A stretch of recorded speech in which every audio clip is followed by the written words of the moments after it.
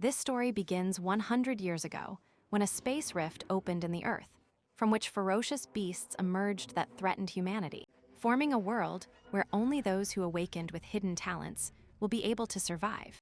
This is the story told by Ye Tian, an orphan whose parents were victims of that world, surviving only with his sister, being each other's only support. However, Tian has a problem. His talent is low, which means his life is ruined. But he will not accept this and will fight at all costs to survive. And this is how we are transported to a city, being destroyed by a colossal beast, with everyone escaping it except Tian, who remains motionless, watching the terrified people pass by him. Full of fear, terror, and despair, he turns his gaze to his arm, which flashes with rays, terrifying him with a series of bright veins running all over his body. Screaming in desperation, unleashing a gigantic wave of power. The glow ends, leaving Tian in an empty world, where a small pink orb slowly descends towards his face, just as he wakes up in a room, confused, thinking that he finally had his awakening, assuming what he saw was just a dream, remembering how that world was invaded by dimensional beasts through a rift, which ended up amplifying the talents of humans, forming a small percentage of humanity that led the era of talents. His thoughts are interrupted when they knock on his door, and on the other side was his little sister, asking him if his awakening was over. The boy hears this and pulls out a magic stone that measures his new talent, cataloging it as weak, immediately understanding that his life is ruined, as he doesn't have enough ability to be a warrior to protect his sister. Just then, she enters very cheerfully, asking him how it went. He lies to her, pretending he has a good talent, exciting the little one, whom he encourages by promising to become a super powerful martial warrior, exciting her more, making her jump for joy, only to then tell her that she prepared his favorite dish. Her disappointed brother looks back at her, immediately changing his expression, astonished to see that the status window of his sister appears in front of him. Yi Yu, who is hurrying him to eat, but Tian's head is focused on the status window, where he can see his sister's talent, even without her having awakened it, and she takes his hand, encouraging him to eat. At that moment, the system establishes her talent as compatible, asking Tian if he wants to copy his sister's cultivation talent. Understanding that his desperate situation has just changed, moving on to the meal, where he thinks about his new ability. Seeing that he cannot test this with his sister, he decides not to copy her talent. However, he notices that Yu's talent is much better than his, being Skarcha, an ability classified as rare that he presumes will help him dominate his enemies. And while eating, he promises his parents in heaven that they can finally rest easy. Later in the city, Tian walks hooded, ready to test his power, activating a kind of sonar that allows him to detect someone's talent within 3 meters, leading to the disappointment that he is surrounded by people with low talents, being of no use to him, since he is looking for at least something of a medium level, thinking that the best place to find his talent is the academy. And now he can enter it, since he is an awakened one, but he is afraid that when he copies someone else's talent, his own will change, so smiling he seems to have a plan. Heading to the Linite base of Academy number 5, where he passes among a bunch of very strong subjects, and equipped, hoping to find a medium-level talent, trusting that with his copying ability, he will be able to become the strongest in the place. And so begins his first lesson at the academy, where he hears that the first step to becoming a martial warrior is to be a martial apprentice, guided by a military-type teacher who assigns his students to create a vortex of air in front of them. Among these is Taishan, who remains concentrated while his classmates start fainting or quitting by failing the exercise, except him, who with the intention of being the best, continues concentrating only to crash into a wall. And seeing that he is unable to create anything, he tries not to lose concentration until his teacher finishes the class, recognizing them as the worst group he has ever trained, hoping they look at a certain Cheng Dong as an example. Later, they ask their classmate, Zhang, who the subject the professor mentioned is. He replies that he is an ordinary subject who managed to become a martial artist in a matter of months, being such a prodigy that the director himself took him as a disciple, and of whom he also has an autograph, hoping that, when it is worth money, once he becomes famous enough to pay some of his expenses, which makes General Prota feel a little sorry. However, a commotion quickly arises in the place, with the arrival of precisely the subject named Dawn. who walks smiling among the people asking him for an autograph, among them Sang, who rushes over for a second autograph, with Tian watching him with malice, seeing him continue greeting and thanking for their support. And following him with his eyes, he is very attentive to his status screen, which marks him with a medium-level talent. So he decides to go say hello, just when he calms everyone down, stating that the teachers sent him to motivate them, not to give autographs. Tian takes advantage of this to suggest that he give all his admirers a handshake, which he quickly accepts, and so the protagonist lines up, patiently waiting for his turn, while Don continues shaking hands with several people, until finally his turn arrives. And with a malicious look, he sees his opportunity, taking his hand and unleashing more waves of energy, before everyone's eyes, sure that he has him. Later on a rainy night, Tian is in a mountain cave, seeing before him the option to merge the Kapit ability, doubting what will happen next, remembering the strange dream he had upon waking up. Biting his nails, tired of thinking, he decides to leave everything to chance and begin the fusion, receiving the imposition of meditation. Then the power quickly transforms into a brutal oppression in his chest, making him scream in pain, crawling without understanding why the fusion ends like this, scratching the ground trying to endure it. His body fills with veins, while a maniacal smile draws across his face as the heavy thunder continues to fall outside, until he finally manages to calm down with the Kapid talent, which, according to him, makes the pain worth it. Observing how his copy talent ability is marked as cooled down on his system screen, being able to use it again in 30 days, which seems amazing to him, considering it is the best time to test the ability that the professor showed them, managing to create a vortex in front of him, resulting much easier, to the point of thinking that with that ability, he will not only become a martial warrior, but an elite one, walking imposingly out of the cave. And so a month passes, and we see an illuminated night in the city, where under the moonlight, among the clouds, a giant monstrous wolf surges into the skies, and we see on the street a little girl asking her father for food, with him looking to please her. And in the opposite direction passing by them is Tian, who knows very well that he must keep improving, since the person who stole his power even has private classes with the director. Meanwhile, the father promises his daughter to cook her favorite dish, when in a matter of seconds blood flies. A lamp falls, and the man's head disappears in a pool of red. This awakens Tian's senses, who turns to look and sees a giant wolf devouring the father's head in front of his daughter, who cries terrified, while the creature sees her as its next target.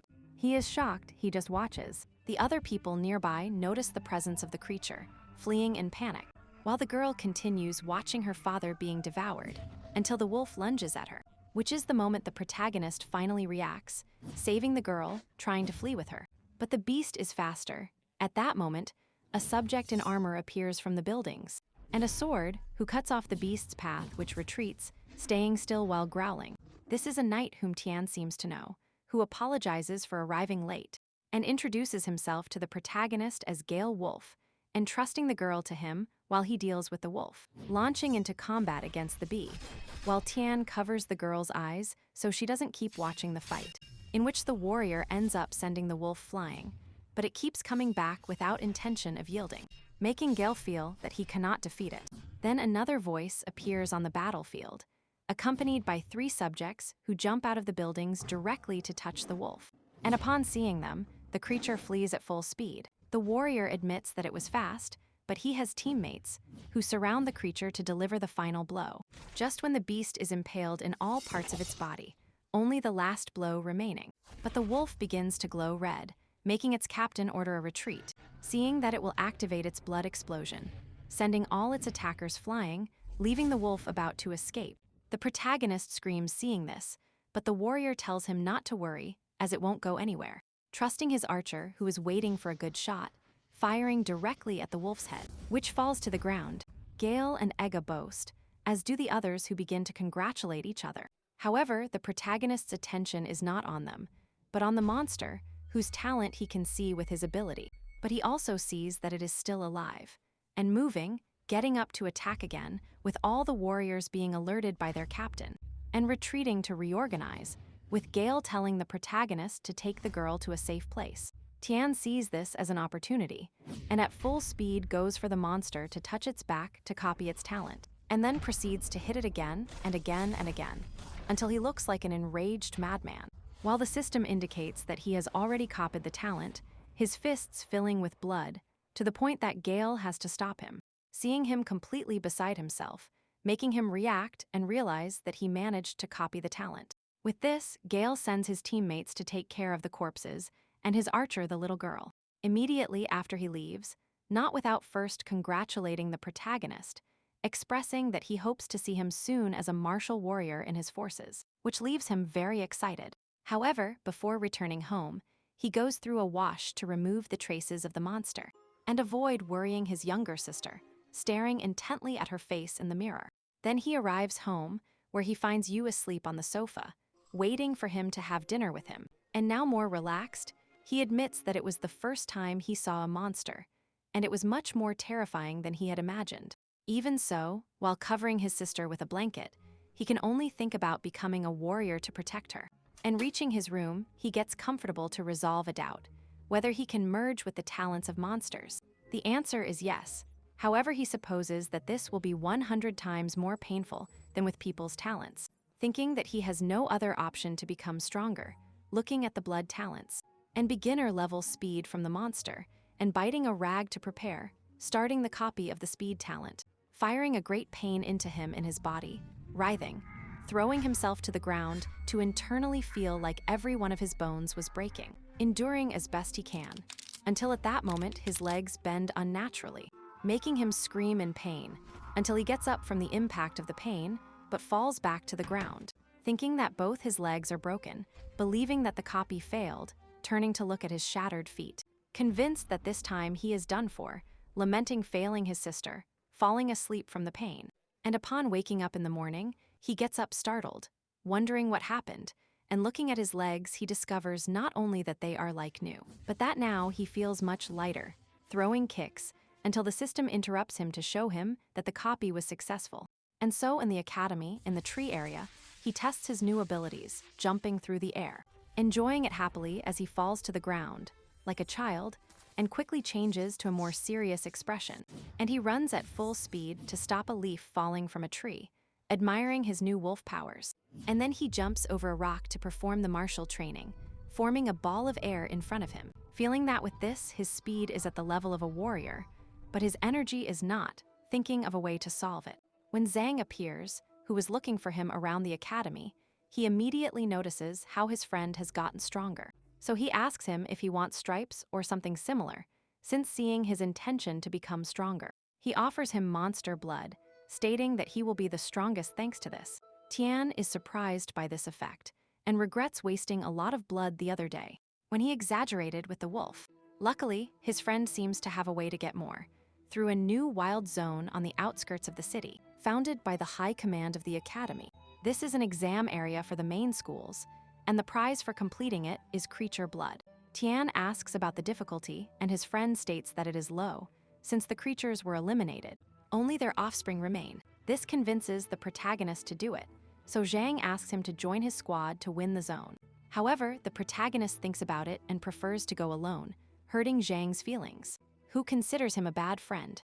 Even so, they remain friends, so they go together, walking while Tian thinks that teaming up will be a problem because it could expose his ability, so he prefers to do it alone, determined to get the blood and advance as a martial warrior. And so, a month later, he goes to the academy director, who is annoyed to see that he wants to participate in the exam, even though he was not summoned. The boy argues that as a martial apprentice, he is qualified, and receiving for these words a sheet in the face. Picking it up, he reads that it is a life responsibility extension letter. Basically, the director asks him to accept that he might die, or to leave and stop wasting his time. This brings out the boy's worried look, who later walks down the halls confidently, remembering how he left the sheet signed. This action earns a smile from the director, who, feeling it as a challenge, promises him that he will regret taking the exam. Meanwhile, Yu just wakes up, completely drowsy, calling her brother to wake up and eat, not noticing that the food is already made, and there is too much, wondering why her brother did that. Until in the kitchen, she finds a note from him, telling her that due to a school event, he will not return for 3 days, which leaves her worried, hoping he is not in danger. For his part, in the desolate, ruined, gloomy, and dark wilderness area, a group walks through strange paths in the place. Among them is Tian, who notices that there are too many people, something that his friend Zhang sees as logical since students from the 5 academies have arrived. While in the distance, a subject laughs seeing that someone from the 5th academy has arrived, whom he classifies as scum from a trash academy. This is a swordsman, accompanied by his giant butler, who comments to his master that in this exam he can hunt both monsters and humans. And seeing that the more the better, the swordsman with a thoughtful face plans for the week he hunts to thank him for doing it. Meanwhile, Tian notices the subject, and his friend gives him information about him, being the youngest member of the Mo family, which explains why he is so arrogant. At that moment, another subject appears, alerting everyone from the 1st academy. This is a swordsman with a great aura, ready to fight, asking Mo Chao Bei to give him a chance to tear him to pieces. The arrogant heir seems to know him, as he offers him another defeat, exchanging glances. Tian, seeing this, wonders who he is. His walking Google replies that he is Ye Tian, a sword genius from the 2nd academy, and whom Mo has already defeated before. And the director is annoyed by how inquisitive the protagonist is. Calling him illiterate, the protagonist responds to this, excessively cheering on Ye Tian, who looks surprised that the boy is not afraid of Mo, although somewhat embarrassed by how intense he is. However, the attempts to fight are cut short by the loudspeaker, which announces that fighting is forbidden outside the event. Ye Tian retreats, promising to face his rival, who only looks at him with contempt. Then he himself approaches to greet the protagonist, seeing him as brave for cheering him up, asking his name. He tells him, while his radar activates, revealing his knife talent, which draws the protagonist's attention, who extends his hand, encouraging Mo to come, which pleases Ye Tian, who asks Tian to also try hard and survive. Once their hands touch, the copying begins, and a few seconds later, the event starts, with the 1st academy running at full speed, and Mo jumps determinedly. Zhang returns to his academy, as does Ye Tian, who wishes the protagonist luck before leaving. And being alone, he moves quickly to the deepest part of the forest to begin his skill fusion, which quickly fills every part of his body with intense pain again. However, this time he only smiles, determined to strengthen himself, and with a great flash he leaves the forest, being as good as new, ready to test his sword skills, wielding it, cutting several logs in one fell swoop. With this he feels ready to leave, when finally, the loudspeaker announces the entry of the 5th academy, with everyone prepared to leave. And so they descend through the desolate city, and Tian senses the presence of a creature nearby. It is a huge snake that is about to attack him. Preparing itself, it lunges at the monster, which with a single movement of his sword, he ends up cutting off its head. The creature falls to the ground, and Tian collects a small orb that seems to be its point accumulation, surprised at how weak the monsters in the area are.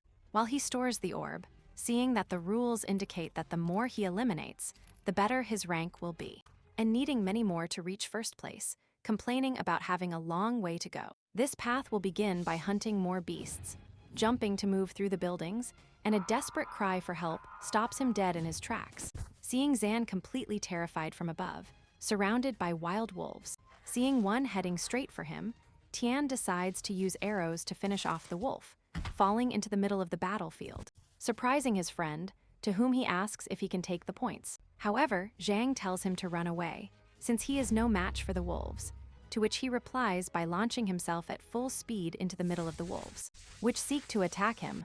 Tian awaits them calmly, drawing his sword, and with a simple cut shatters the 3 wolves, leaving his friend astonished, seeing how strong he is, watching the massacre from afar. Then, with everything calm, Tian collects the fangs, asking permission from his friend, who clearly knows that if it weren't for him, he wouldn't have made it. And seeing him so wounded, the protagonist asks him if he will continue.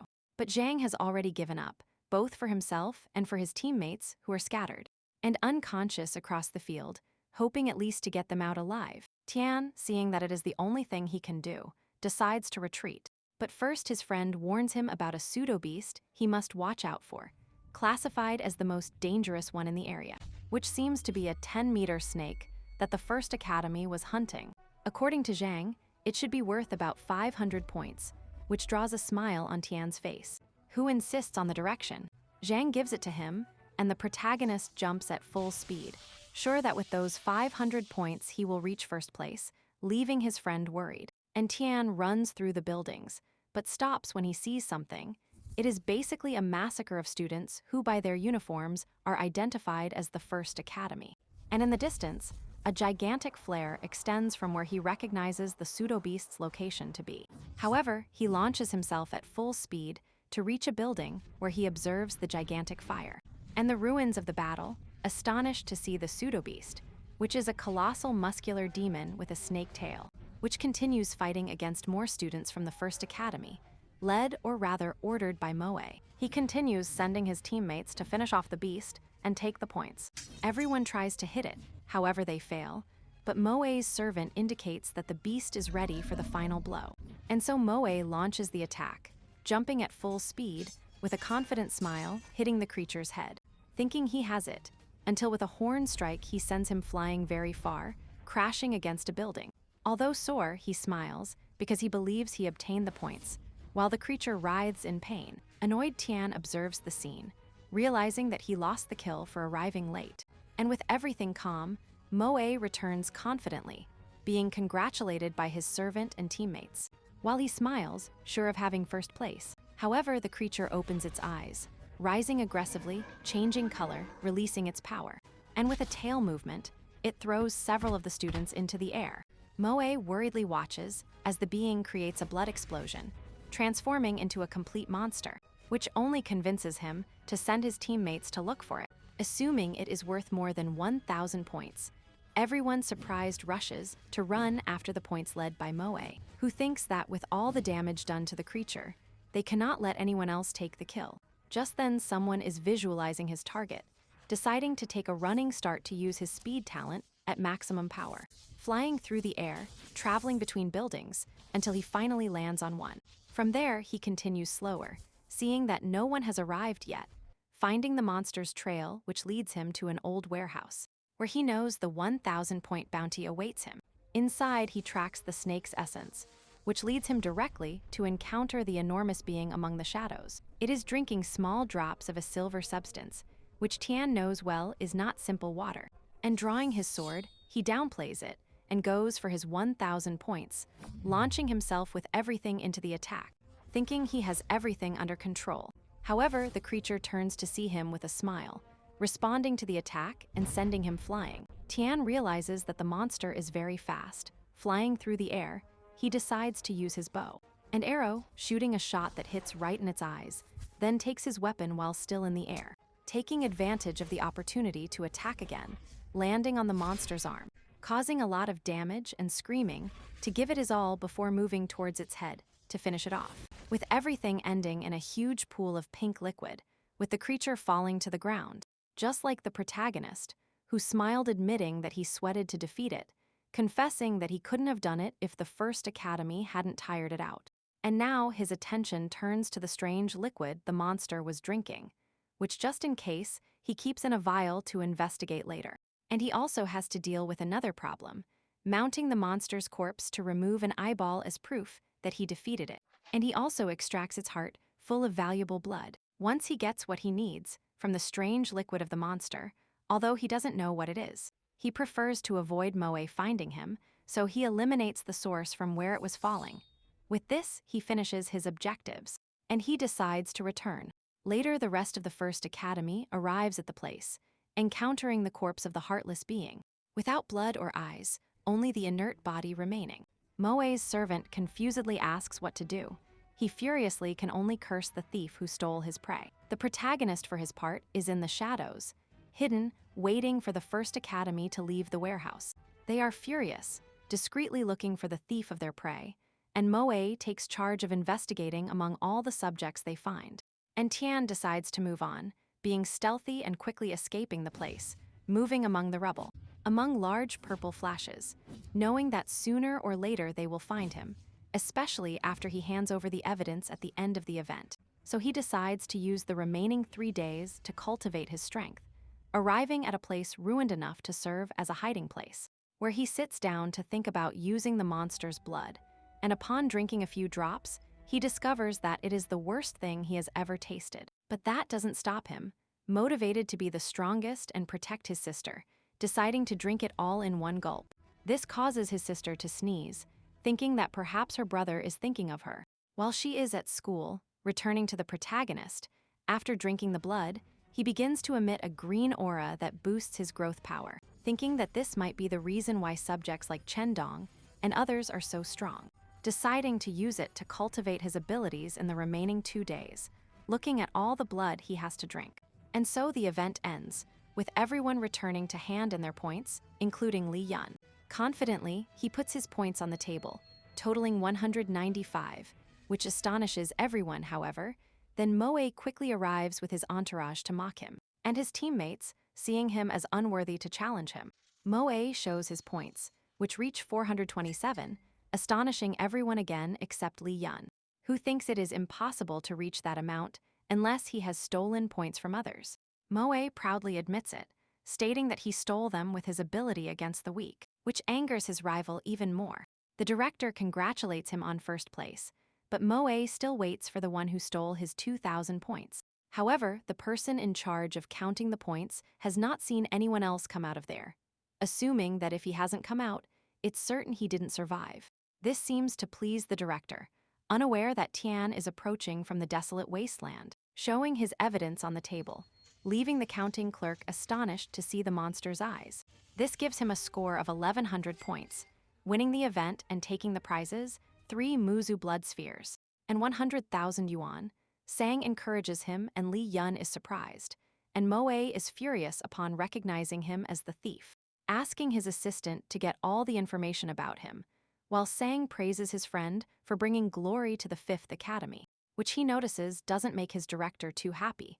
The reason is that by annoying a family like Moe's, it is most likely that the protagonist will suddenly disappear, which worries his friend. And this is how the event ends.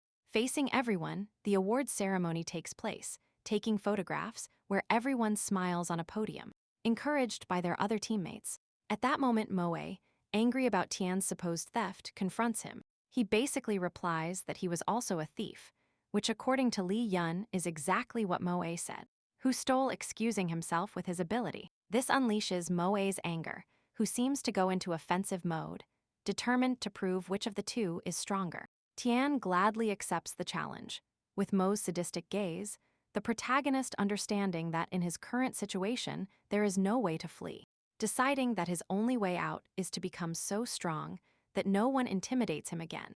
In the afternoon, Tian returns home, being received by an excited younger sister, who is worried about his condition. Checking him carefully to confirm he returned intact, Tian then prepares a surprise for her. The prizes he won, astonishing Yu, who jokes saying he won so much money that he can now get married. However, the protagonist does not have these plans and gives her the money for school and expenses, exciting her with the idea of being able to eat meat more often. Then he proceeds to observe the strange potion he carries with him, which he also does not understand what it is. So he takes an illustrated book of treasures to discover it, with his sister joining, excited for him to read. After reading a lot, they find that the strange stone is called Earth Core Elixir. It is an earth beta that has absorbed the primordial Kai from the sky and the earth for 100 years. According to the book, it only works for lower-level talents, or intermediate, assuming that other elixirs might exist for higher levels. Tian reflects on how useful such an object can be, until his sister interrupts him, asking him to take it to become stronger, but he very seriously tells her that he doesn't need it, since he has another plan, making her stronger, asking her to be the one to take it, leaving Yu astonished. Still confused, she observes the elixir potion and remembers that she has not yet awakened her talent. His confident brother tells her that it won't be a waste if she drinks it, while observing her status screen. On it, Yu's cultivation talent is low level, so the elixir could increase it, although he doesn't know up to what level. For her part, Yu excitedly prefers to try selling the object to get more money. But Tian knows very well that no one will trust that sale, because the elixir should come from an earthly spiritual energy stone that he has already destroyed, and he won't be able to show it to interested parties. Selling it would only bring trouble and suspicion. Yu, throwing a tantrum upon seeing that they lost the opportunity, insists on selling it, but determined Tian believes it would be a waste not to use it, so he stealthily approaches his sister from behind, taking the elixir and bringing it to her mouth, trying to force her to drink it. Yu complains and accuses him of trying to send her to St. Peter, although her whining doesn't work, since she ends up drinking it anyway. At first, she is disappointed on the ground, although only for 5 seconds, because it actually tasted very good to her. But Tian is uncomfortable seeing that his sister's level is still inferior, thinking that perhaps he was mistaken or the book lied to him, while Yuyuka and Sada decides to go to sleep. Tian stays meditating, waiting to see if the elixir takes effect, and after an hour, something seems to have changed. Feeling a sudden increase in the talent's power, turning to look at his sister, who is still asleep. Her status window shows that her cultivation talent has passed to medium level, increasing by 2 degrees. And also her ice talent has improved, which makes Tian think about the great future she has as a martial artist. And with this evolution, Tian feels more confident. He doesn't feel worried about Moe. Later, Tian has to deal with the terrible taste of monster blood, which he softens with fried snacks, and then tests how much power he has increased this time, discovering that he now has 8 times greater power than before. Noticing that the talent he took from the beast is truly terrifying, and he realizes that if he had more blood, he could continue advancing, until becoming a martial artist, however, to his bad luck. He only has 2 bottles left, which makes him reflect on how to get more. And so time passes, and we see how in the Academy Forest, 10 days later, the protagonist meditates so calmly that even the birds perch on him. However, the piece seems to be interrupted by Zhang, who arrives running, alarmed, mentioning his main problem, Moe. This terrifies the protagonist, who thinks his rival has come for revenge.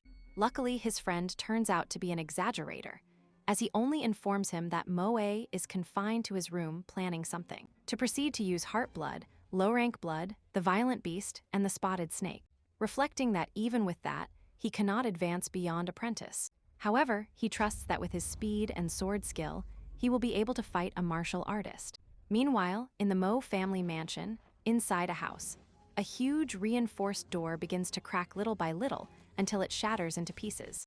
And from the shadow, a figure full of power emerges. This is Mo, who is congratulated by his servant for having reached the level of martial artist. Now Moe emanates an imposing aura. At that moment, his father, Moan, entered, surprised that his son had finally fulfilled his promise to become a warrior.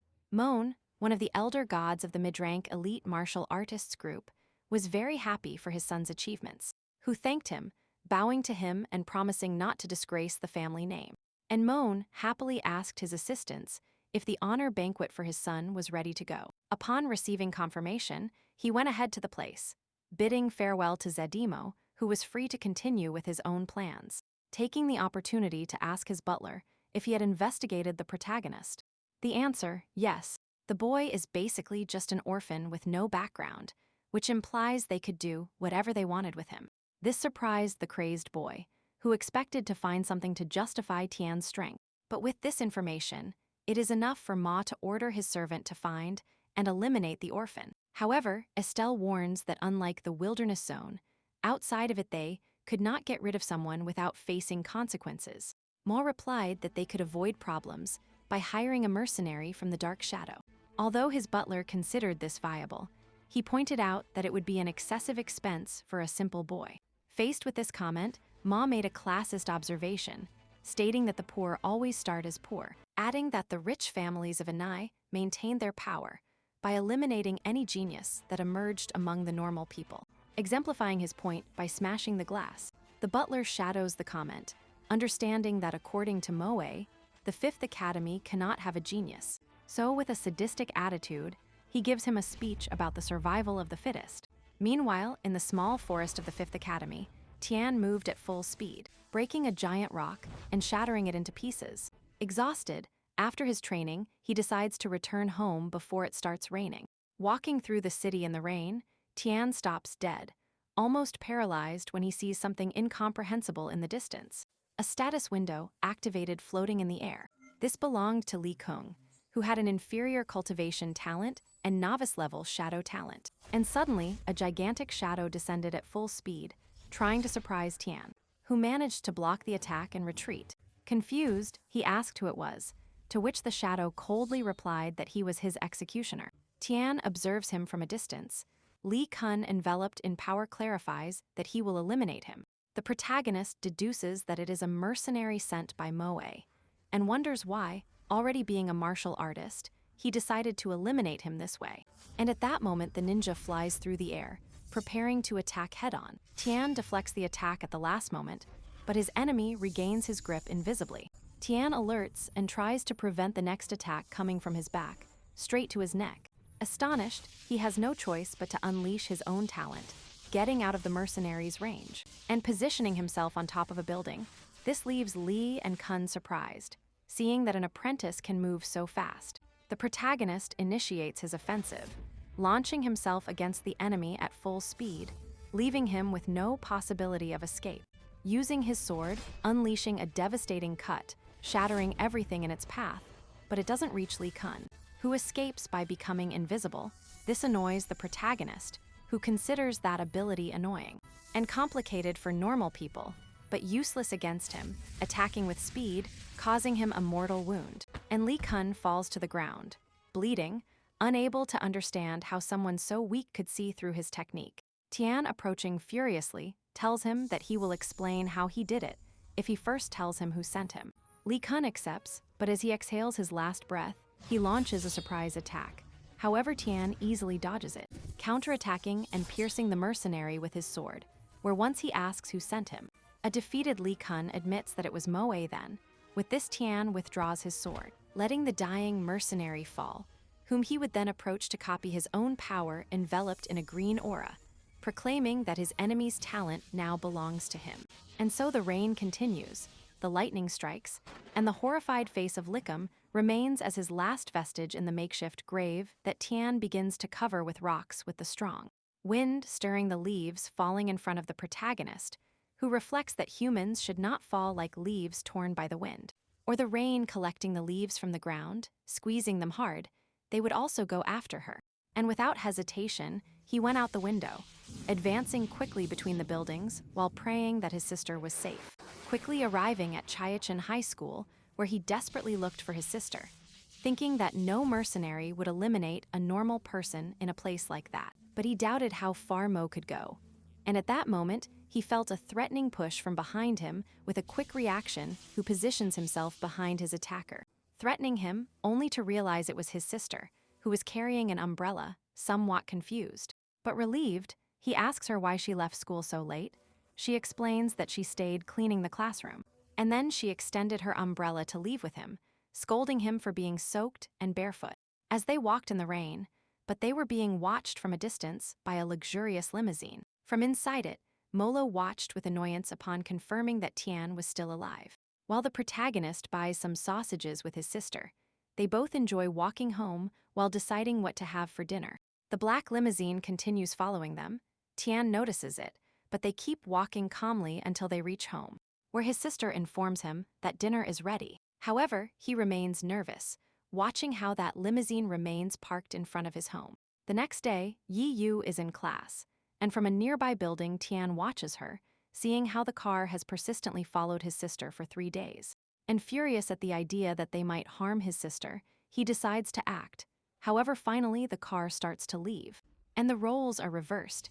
Now Tian follows it flying between the buildings, arriving at a desolate warehouse, and he watches as a man gets out of the car and enters it determinedly.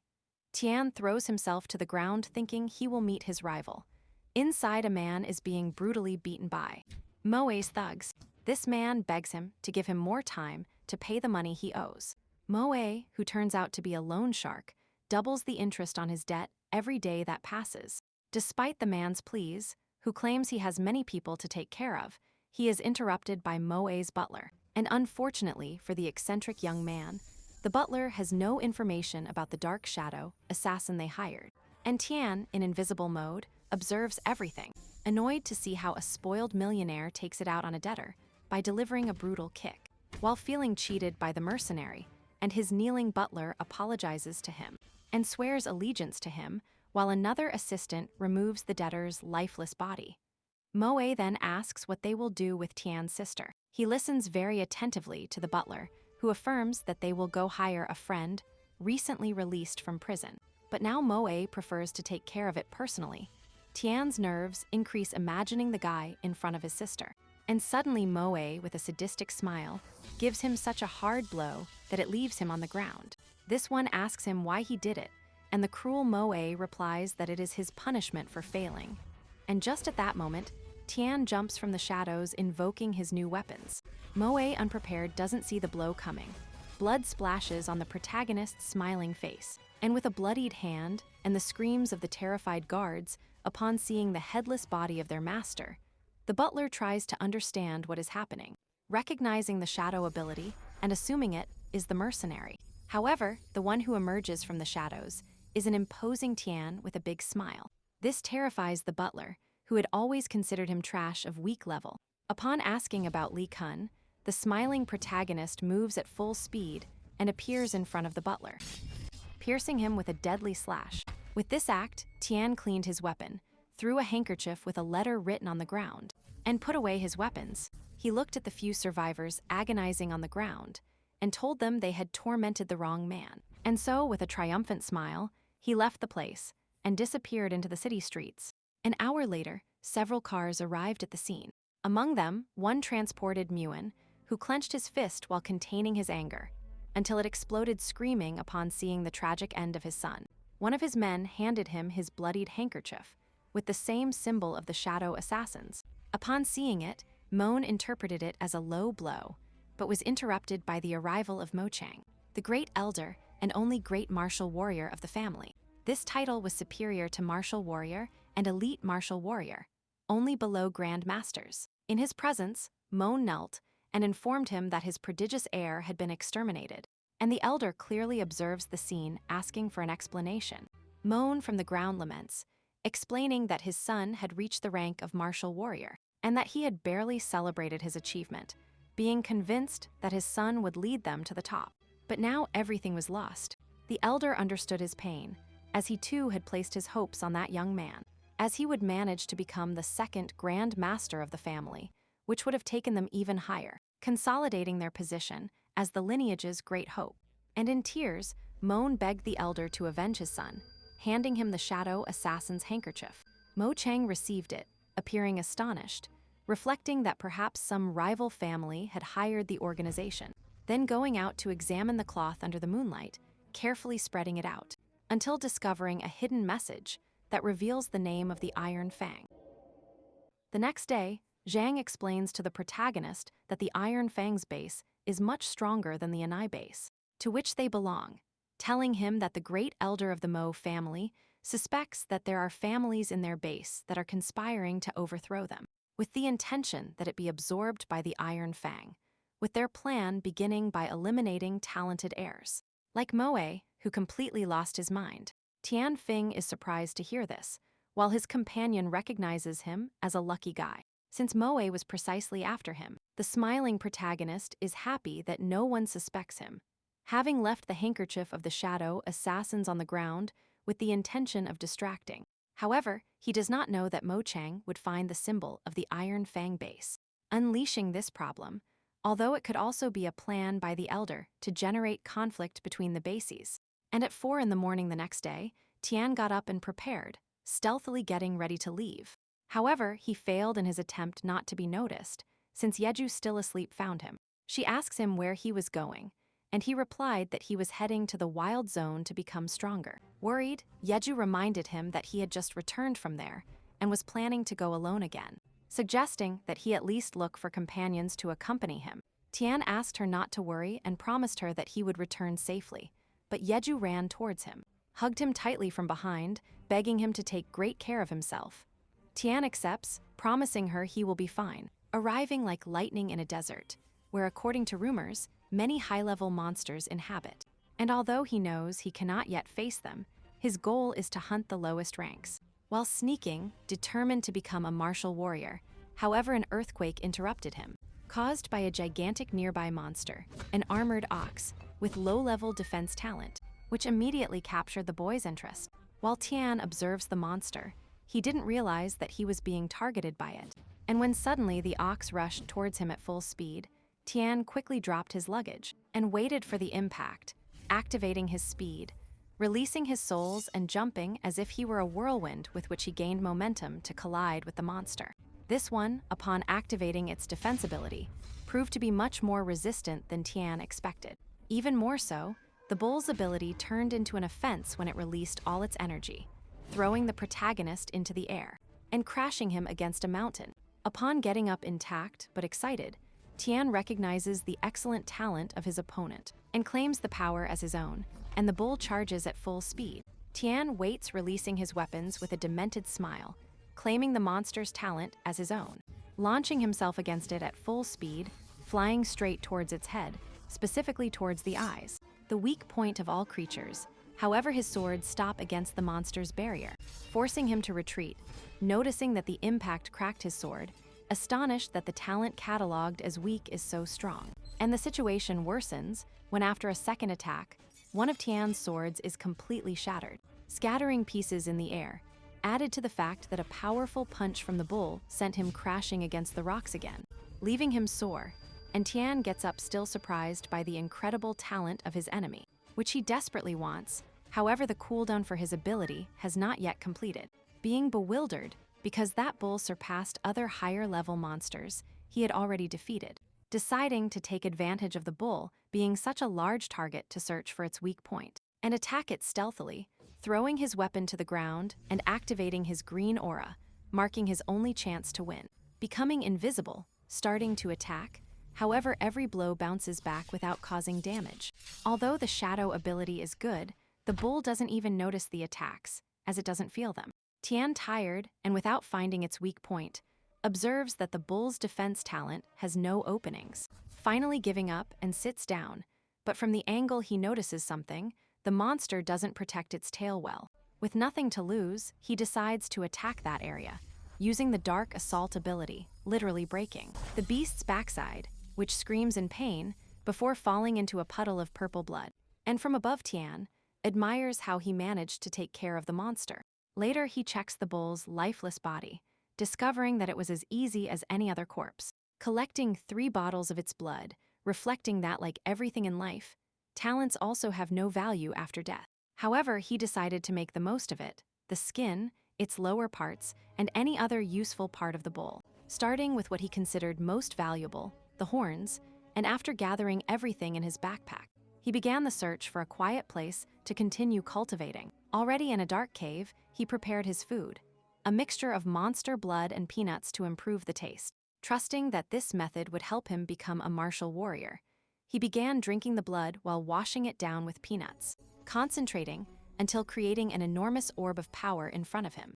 Thus 20 days passed in the dirty and dark cave, when among the flashes coming from his body, Tian began to laugh frantically. His hair had grown and his eyes shone as he unleashed his power, with a loud shout that marked the moment in which he released all his energy, destroying the cave walls. The noise caught the attention of 2 girls who were watching him from a distance. One of them commented, surprised, that it was strange for someone to cultivate their talent in such a barren place. Her companions smiled upon hearing this, while ensuring that the martial pavilion brooch was safe. And inside the cave, Tian felt that the flow of power had officially taken him to the martial warrior level. And noticing that 20 days had already passed, he prepared to search for the armored ox's talent and copy it, returning to the desert and trying to extract the talent from the monster's skeleton. But he failed, upon discovering that the incomplete body made it impossible. This mistake made him regret tearing the ox to pieces. Meanwhile, high above, the 2 girls continued watching him, surprised and convinced that Tian was responsible for defeating several monsters in the area. Although they didn't understand how someone who theoretically had just reached the martial warrior level could have achieved something like that, considering that the skeletons had been eliminated much longer ago. And in this way, the girls continued following him until he reached a river, where Tian, unaware of their presence, took off all his clothes to take a dip before returning home. The girls, overly excited to see him naked, decided to leave quickly so as not to look like perverts. Later in the Linai market, Tian browsed the stalls looking for something interesting, arriving at a store that caught his attention, the martial pavilion. Just then the 2 girls passed by, and the blonde recognized him. When Tian turned to look at her, he was astonished to confuse one of them with Ye Yu, calling her younger sister. Or at least that's what he thought before seeing her. And confused, he also leaves the girl confused. He quickly turns away to continue on his way, but glances back again and realizes that the girl he confused is Yue Ling, a true genius, with intermediate rank cultivation talent, sword talent, and speed talent. His strange comment went unnoticed, and the blonde girl gets annoyed because he called her master, little sister, insulting him by calling him a trash collector. This hits the protagonist's ego, who thinks perhaps he didn't bathe properly. Then Ling stops her companion Xiaoyu, who almost spoke too much, giving her exact instructions on what to say. So, Tia apologizes to the protagonist again. Link moves ahead, and Tia takes Tian's hand to drag him, revealing that her boss is in charge of the martial pavilion. And as compensation for the gratuitous insult, they offer to buy whatever he brought to sell at double the price. Tian, astonished, is taken to the store, where he admires the articles, which are exactly what he expected from the largest store in the area. While being attended to with tea, showing the items he brought to sell, for which they offer him 200,000 yuan. But since they promised him double, they give him 400,000. Tian happily accepts the deal, delighted with the easy money he earned, given on cards, thinking that all that money will surely make his sister very happy. He also receives another offer. As part of the compensation, all items purchased at the pavilion will be at half price. And seeing that the items are extremely expensive, he notices how complicated it is for an ordinary person to buy them at those prices. This seems to him one of the reasons why the main families remain in power. Still, he decides to buy books and a lot of monster blood, paying with a gold card, which he obtained from the mercenary he sent to heaven. With everything paid and packed, the protagonist begins to suspect that he is receiving too many benefits just for an insult, assuming that there is something more behind it all. However, he prefers to take advantage and leave as soon as possible, but before he reaches the door, Xiaoyu stops him with a request. The pavilion supervisor wants to meet him. Tian, intrigued, accepts and asks her to guide him, so Xiao leads him to a room where Ling awaits him, Owing, recognizing the protagonist as the subject she saw in the mountains, standing up surprising Tian by offering him a handshake. She introduces herself as Ling, from the demonious high base, an elite martial artist at maximum stage. As soon as their hands touch, Tian also introduces himself, having indiscreetly copied her intermediate-level cultivation talent. Later they sit at the table, where he is confused, since unlike the nobles and powerful ones who are invited to the second level of the pavilion, he is just a commoner. However, Lin wants him precisely because he has those connections.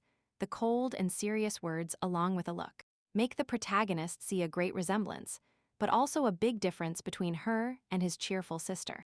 With CIA serving him tea, and Link getting to the important part, placing a red light on the table, affirming that she will be direct with him, asking him to join her martial hall. However, the girl's seriousness is overshadowed by the hallucination of her little sister saying those words, which makes it very complicated to refuse her. Smiling, he asks why they want him, surely having many talented individuals in their base to require such a novice martial warrior.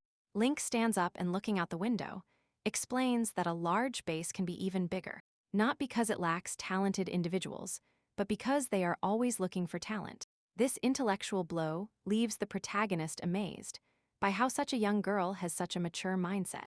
As expected of a base leader, admitting that his little sister couldn't reason something like that, Ija tries to rush the protagonist's decision, telling him that he has a unique opportunity, one that many of the elite would want to have, and that no one has achieved. Tian continues to hesitate, seeing that it is a good opportunity, but if he accepts, he will be restricted by this organization, running the danger of death if they discover his ability. Ling, for her part, sits on the table next to him, asking him why he hesitates. Tian smiled, admitting that it is really hard for him to refuse that pretty face. Faced with her insistence, he admits that he has no idea why he hesitates, thinking about the rumors about the Linite base and the rabbit base in the chaotic battle they unleashed for power, and concludes that none of that helps his quiet life. Having no intention of serving people like them, Lindo asks if that includes her. It is difficult for Tian to leave her out.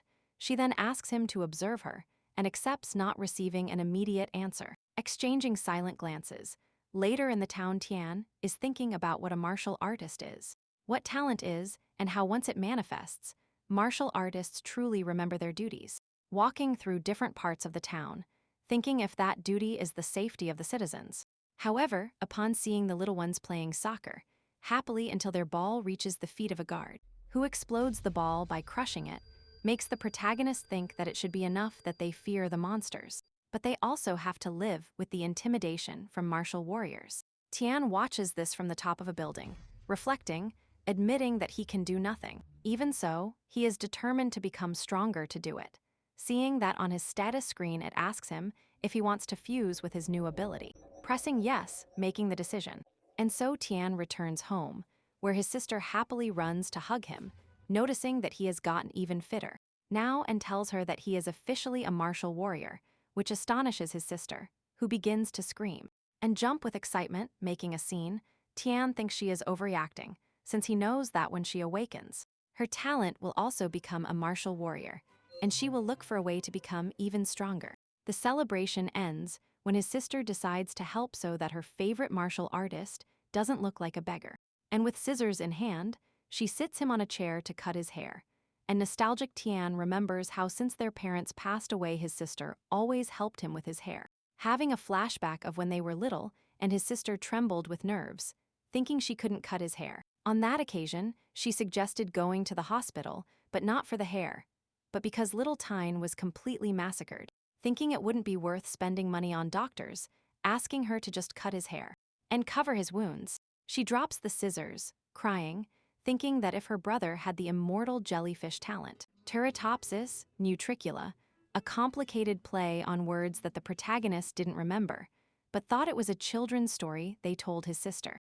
This ability was regeneration, and he immediately tells her it's fake, making the girl throw a tantrum. So he calms her down by telling her that perhaps, when her talent awakens, she might have that power. And smiling, he tells her that at some point, she will never get injured again, and he will protect her. In the present, Tian jumps off the chair, finally remembering that story, annoying his sister for ruining his haircut. But he doesn't care, and keeps jumping until he reaches the treasure book he brought, finding that the jellyfish with the exaggerated name does exist, inhabiting the lake of death. His sister, worried about his habit of talking to himself, watches him. Tian decides to look for the jellyfish to copy its talent and prevent his sister from worrying about him again. Although Yeu believes it's just a children's story, he assures her it's real. His excited sister congratulates him and insists that he finish cutting his hair. Later, Tian continues reading, this time about the forging talent, discovering that he can cultivate it according to his level, dividing into skin forging, for beginners, muscle forging, for intermediates, bone forging, for superior martial warriors, starting to cultivate the ability, managing to advance easily. Then he adds a little more monster blood, unleashing an energy boost, which triples his cultivation speed, and determined to perfect this technique while waiting for the cooldown time to finish, with 30 days left to look for the jellyfish in the lake of death. And so the days pass. Tian arrives at the martial pavilion, where Zia greets him with a big smile, until she recognizes him as the trash collector, running to greet him, sure that he is looking for her master. Tian tells her no, he only went there to do some shopping, and looking directly into her eyes. She gets nervous, noticing how handsome he looks after his makeover, so Zhu allows him access to the shopping area, where Tian asks her directly, where is the map of the Lake of Death? The girl looks for it, and hands it to him, exciting the protagonist, who pays and leaves determined to seek that great talent. She stays thinking that he will probably go back to picking up trash, but then remembers that lake is complicated, even for elite warriors, remaining worried about him. And that's how Tian reaches the lake, which he recognizes as creepy, hoping to find a good talent to copy, also noticing that it looks like a ghost site, with a strange atmosphere indicating danger. And he is not mistaken, because he hasn't even finished thinking about it when a gigantic whirlwind appears, devastating the place. The protagonist prefers only to observe, hiding with his shadow ability and moving as far away as possible, reaching the top, from where he can see the entire lake. In the center, he distinguishes a gigantic orb, inside it, managing to make out two figures, an old man flying with an umbrella, and Link carrying a treasure. Tian recognizes her just before a gigantic monster emerges from the lake. The old man shouts that it is too late, barely managing to escape the bite of the aquatic dragon. Already on land, both see that they are facing a ferocious high-level beast, which begins to come out of the water, astonishing the protagonist from a distance. The old man decides to distract the creature so the girl can escape. She doesn't want to leave, but has no choice, especially when other monsters appear, surprising both of them, and Lin escapes terrified with the monsters about to reach her, and the protagonist reluctantly accepts that he will have to help, charging at full speed. The beast also runs at full speed, decided to reach her, and the old man screams desperately to alert the lady, who jumps just before being devoured, starting to shine, activating her secret technique, which releases a pink tattoo on her forehead. And her weapon, this activates her transformation, changing her appearance and the color of her hair to pink, disappearing from the creature's sight, which searches for her in all directions, while she launches herself from the air, splitting it with two brutal cuts, passing at full speed, almost running over a surprised Tian, who quickly retreated to observe from above, recognizing that as a novice he really wouldn't be helpful in that fight, while Be-like Link continues slicing and brutally cutting the monster. He watches her like a divine warrior who quickly exterminates the creatures, leaving a large scene of destruction that makes him admit that not even 10 people of his level could even scratch the girl. For his part, the giant dinosaur continues fighting the old man, whom it manages to capture by the leg, shattering it, making him scream in pain. In agony, he asks the lady to escape while she can, being in a terrible position, about to be devoured. With no possibility of escape, he insists to the warrior that her secret technique won't last long, and begs her to take the items. She, filled with emotion, continues eliminating more creatures. But here's the old man asking her not to let the sacrifices of his brothers be in vain. These are his last words before being swallowed with tears in her eyes and filled with power. She curses the event. From above, Tian heard how so many had died for that treasure, wondering how interesting it would be. Meanwhile, Ling finally decides to escape with the monsters very close to her. However, she suffered a huge power rebound when her technique ended, the pink disappearing from her forehead, falling hard to the ground, dropping the treasure, which bounced to the protagonist's feet, who surprisingly picked it up. The girl, confused and with blurred vision, shouted at him to leave it, although she no longer had strength. And Tian uncomfortably replied that he wouldn't steal it. Then he picked her up in his arms and suggested they should seek shelter in a cave. As she fell unconscious, Tian interpreted her silence as yes and ran at full speed. And far from there, in a safe place, Tian camped with the girl, still unconscious, as he watched her, noticing that she was identical to his sister, except for a mole next to her eye, which he tried to erase to confirm she was real, now sure that she is not his sister. And so some time passes, and Tian begins to worry about the girl, who is not yet woken up. Hoping she wakes up soon, he approaches to check on her. When she begins to wake up, he backs away, embarrassing him. She, finally conscious, recognizes the protagonist, surprised that he saved her, but he emphasized that he only found her by coincidence, a little embarrassed, which increases when she thanks him for covering her with his jacket and returns it to him. Meanwhile, she thinks that the boy is too self-confident to have come alone to the Lake of the Dead, and observing him closely concludes that the Martial Pavilion needs that kind of talent. And determined to recruit him, she releases a light stone that illuminates the whole place, blinding the protagonist because it is so bright. She smiles and explains that it is a stone that accumulates light and that she can use as a flashlight. Tian, integrated, showed interest in knowing where she got it from. Proudly, Ling continued showing off her things, taking out a recovery potion.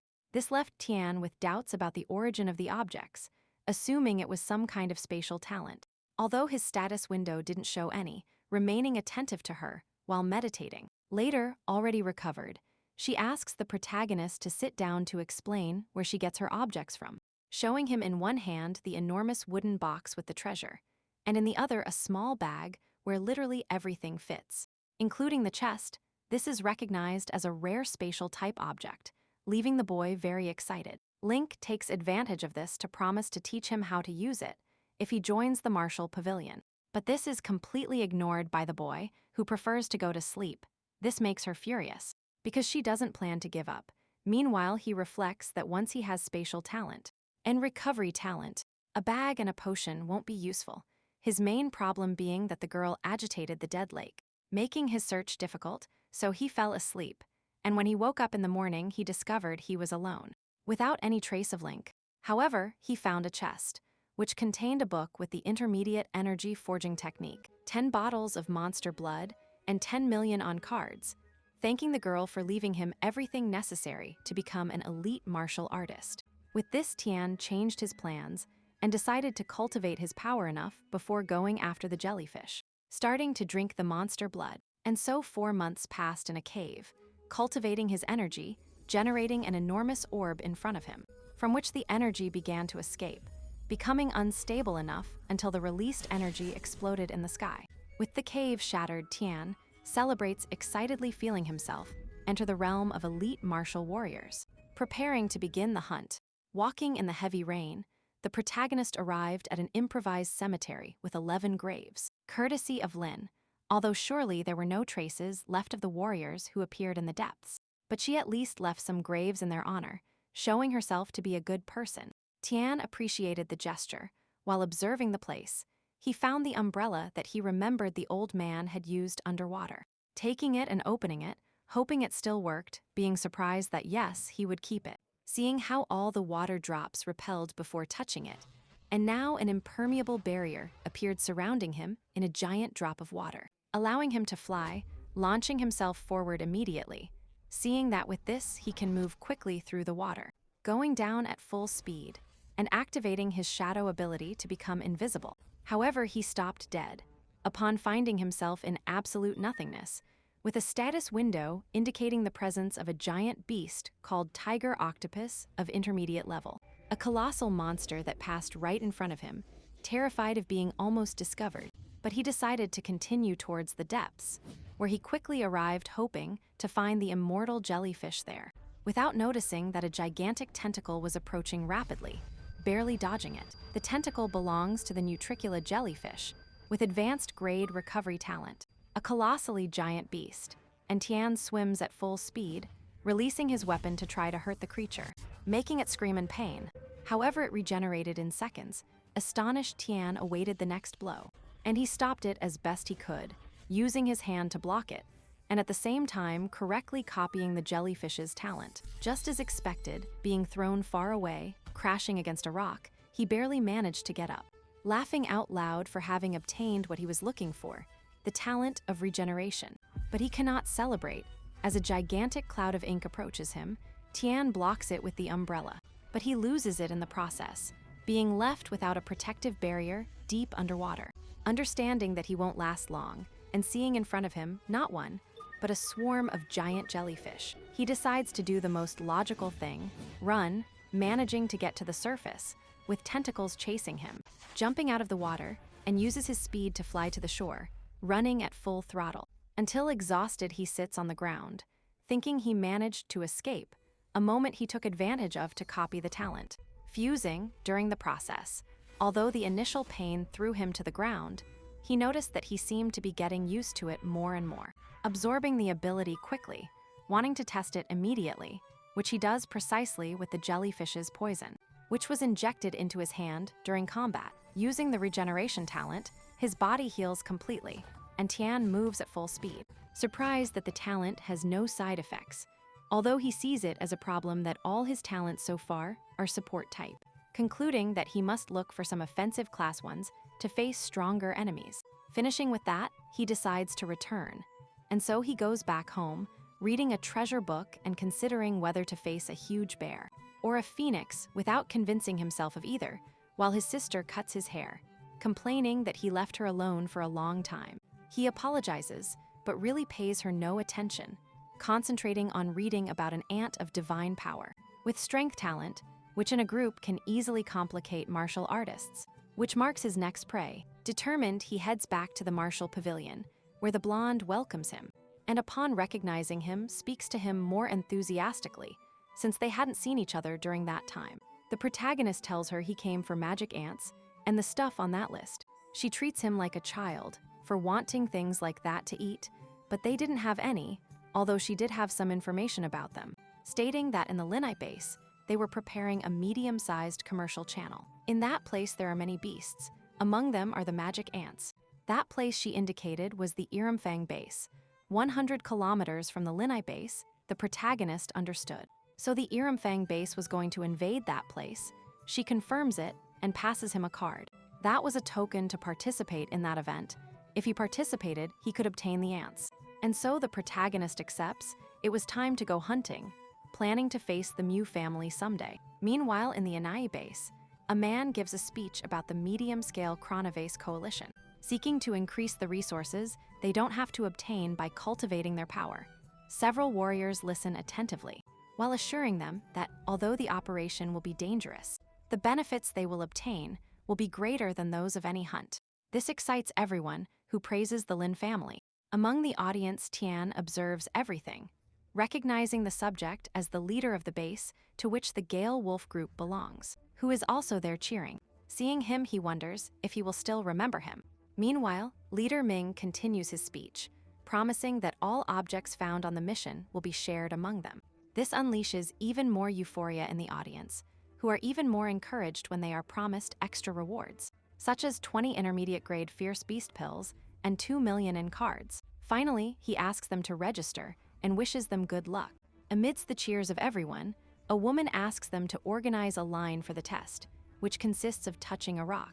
That will determine their martial warrior ability, performing the test with a subject who is classified as an intermediate-grade warrior.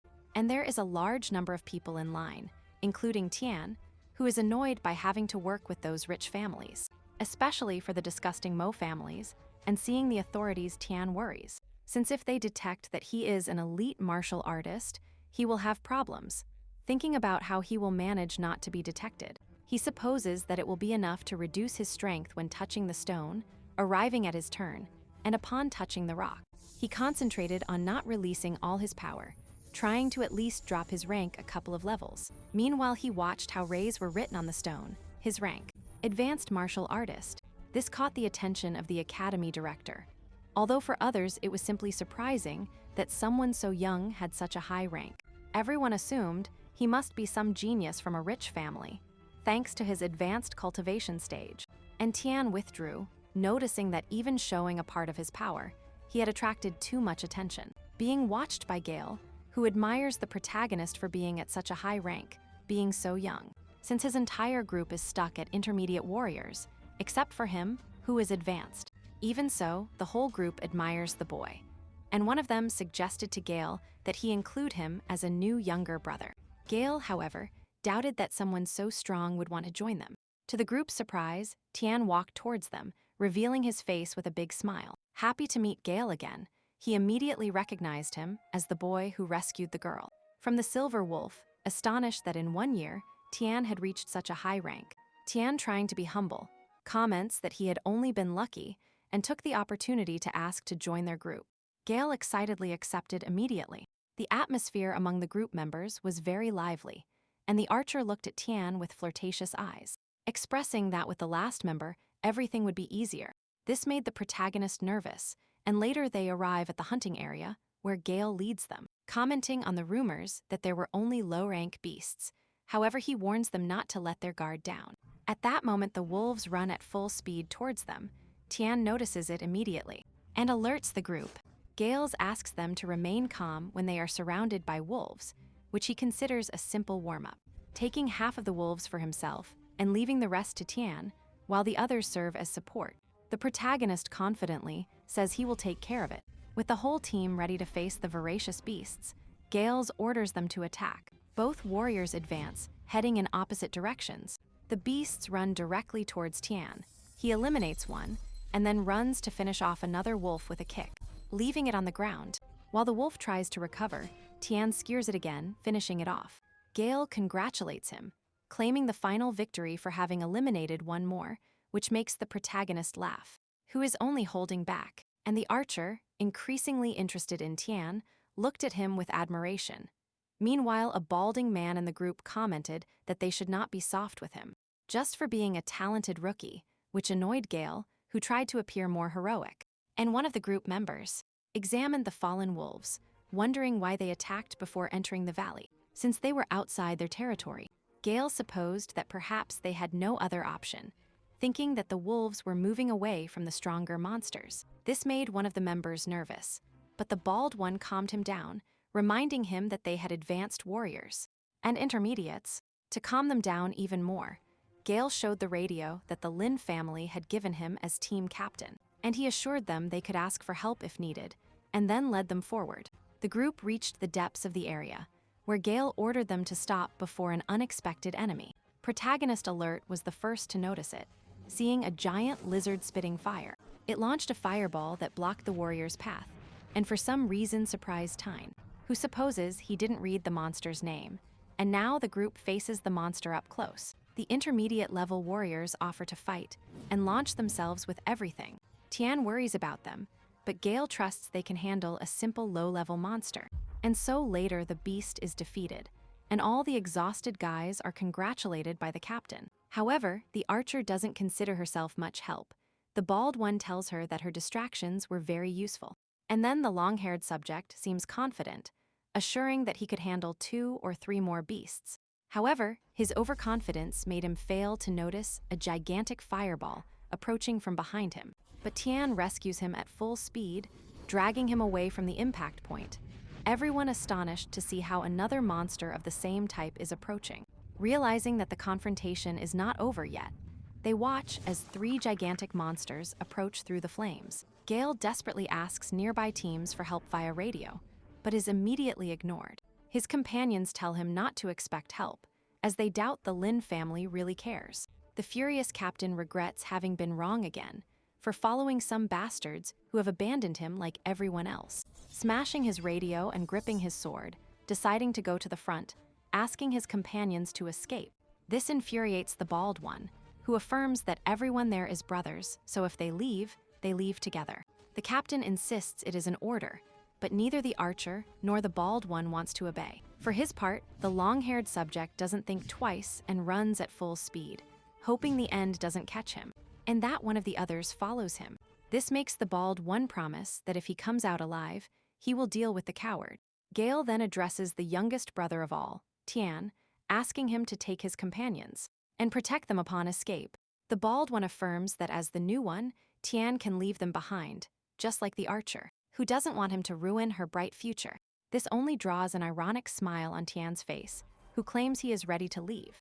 But towards the front, running against the creatures, unleashing his true power. And Gale recognizes that the boy had been holding back the whole time. That aura was of an elite warrior, shocking the others, and Tian advances about to receive a gigantic fireball, which he easily cuts. Although he thought about not revealing his power, he knows well that if he doesn't, Gale's group will be eliminated, launching the attack against the lizards, quickly cutting off the head of one, in which Tian reflects that his plan was to take advantage of Gale's strength so as not to have to intervene. However, seeing an escape situation where the captain would have the best chance of survival, who instead of trying, decided to stay and fight. While his companions escaped, seeing such a heroic act, he admits that if he didn't attack, he couldn't consider his hand while dodging enemy attacks, thinking about what differentiated him from the despicable Mo family, jumping to avoid a series of blows. And in the air, he reflected on the possible consequences of his actions. Although he trusts that Gale won't cause him problems, he skillfully dodged attacks that destroyed the terrain around him, exciting his companions. Tian took advantage of his invisibility ability to reappear behind the lizards.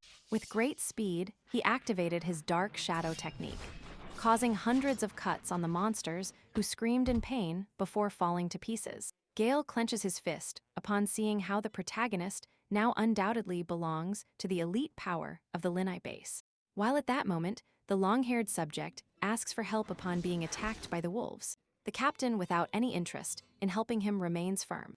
While Tian asks them if they want to go deeper or prefer to return, Tian tells them he will continue forward, and asks them if they want to accompany him. The captain firmly affirms that his team entered together and will leave together, which greatly pleases the protagonist. Later, the archer heals the bald one from a wound, who thanks Tian for having taken him so far. He jumps from the top of a building to tell them that they will continue advancing, making it clear to them that they can return home if they wish. Even though none of them want to leave him, the captain knows that with his combat skills, he can take care of himself, although he asks him to discuss it better. However, the boy is determined to continue, so the others ask their captain if they are going too. He accepted his reality, admitting that given the circumstances, they would only be a hindrance, letting him continue alone. So Tian continued advancing through the ruins, thinking that before facing the powerful families, he must test the limits of his regeneration talent. While crossing places full of flames, a foul odor marked the arrival at his destination, where immediately the ground began to shake, forcing him to jump just as a gigantic hand of a creature emerged from the depths. Without hesitation, the creature threw a brutal punch that hit Tian directly in the face, sending him flying, from which Tian quickly returned charging with all his strength to fight against a gigantic hand that seemed to have difficulty getting out of the place, waving its arm to push the protagonist back. And finally, the Colossus emerged from the ground, jumping in front of Tian, who gets excited seeing his enormous rival and asks him to help him test his regeneration power. With the beast growling in front of him, it begins to accumulate a large amount of fire that it expels directly against the protagonist. Throwing him directly, it causes a large explosion that resonates in the distance. His companions watch worriedly. Tian, for his part, emerged happily from the debris, satisfied to see the power of the Lizard King, and walking forward proposing a game just as he falls victim to the monster's fire breath again, which makes him fall to his knees, and getting up he decides to test what will happen first, if the Lizard King can burn him to ashes, or if he exhausts him until he collapses. Taking a deep breath, Tian prepares to jump directly towards the monster's head, which observed him coming while charging its fire breath again, which ends up throwing him against the buildings again, causing a large explosion. With the passage of time and the distance, Tian's companions continued observing the battle, and they doubted that the young man was still alive. Gale didn't know either, but he was sure that in that battle they wouldn't have been of help, barely resisting the shockwaves of the explosions.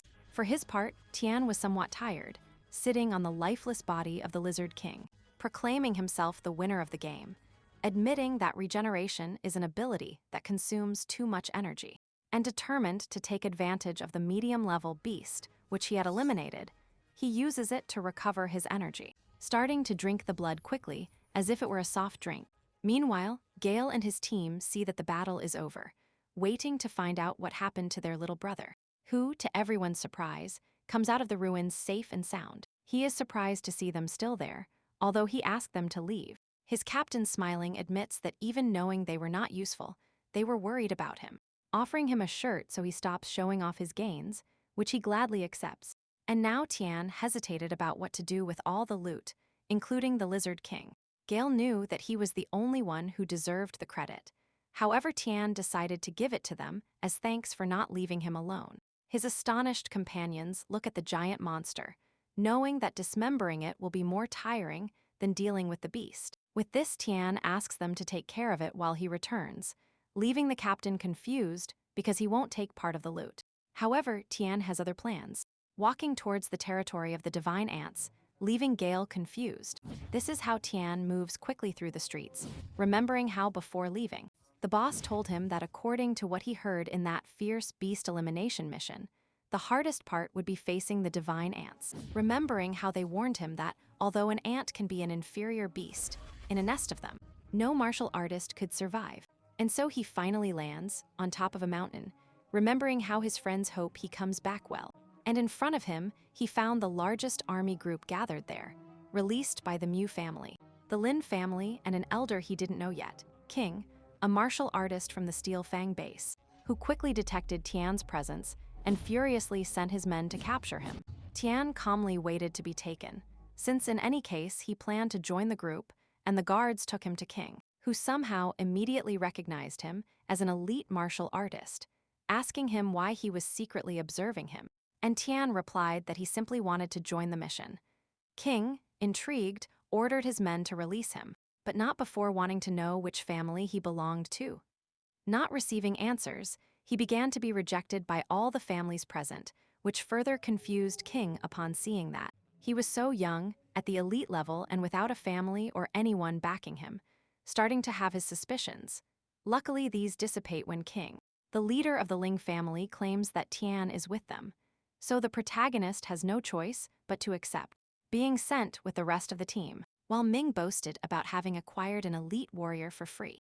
From a distance, Ling observes how Ming wants to recruit the boy, but she knows well that the protagonist already belongs to the martial pavilion.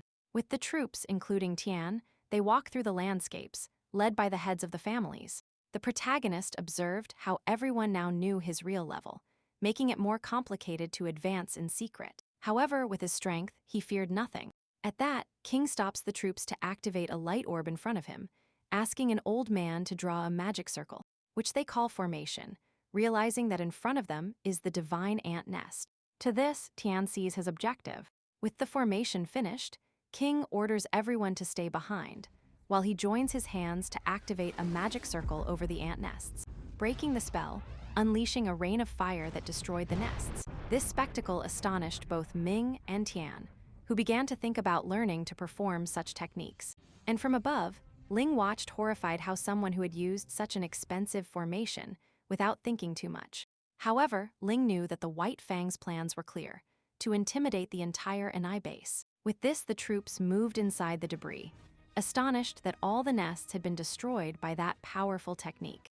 And everyone advanced calmly and happily, thinking everything was over, except Tian, who was annoyed to see that no ant was left from which to copy his talent.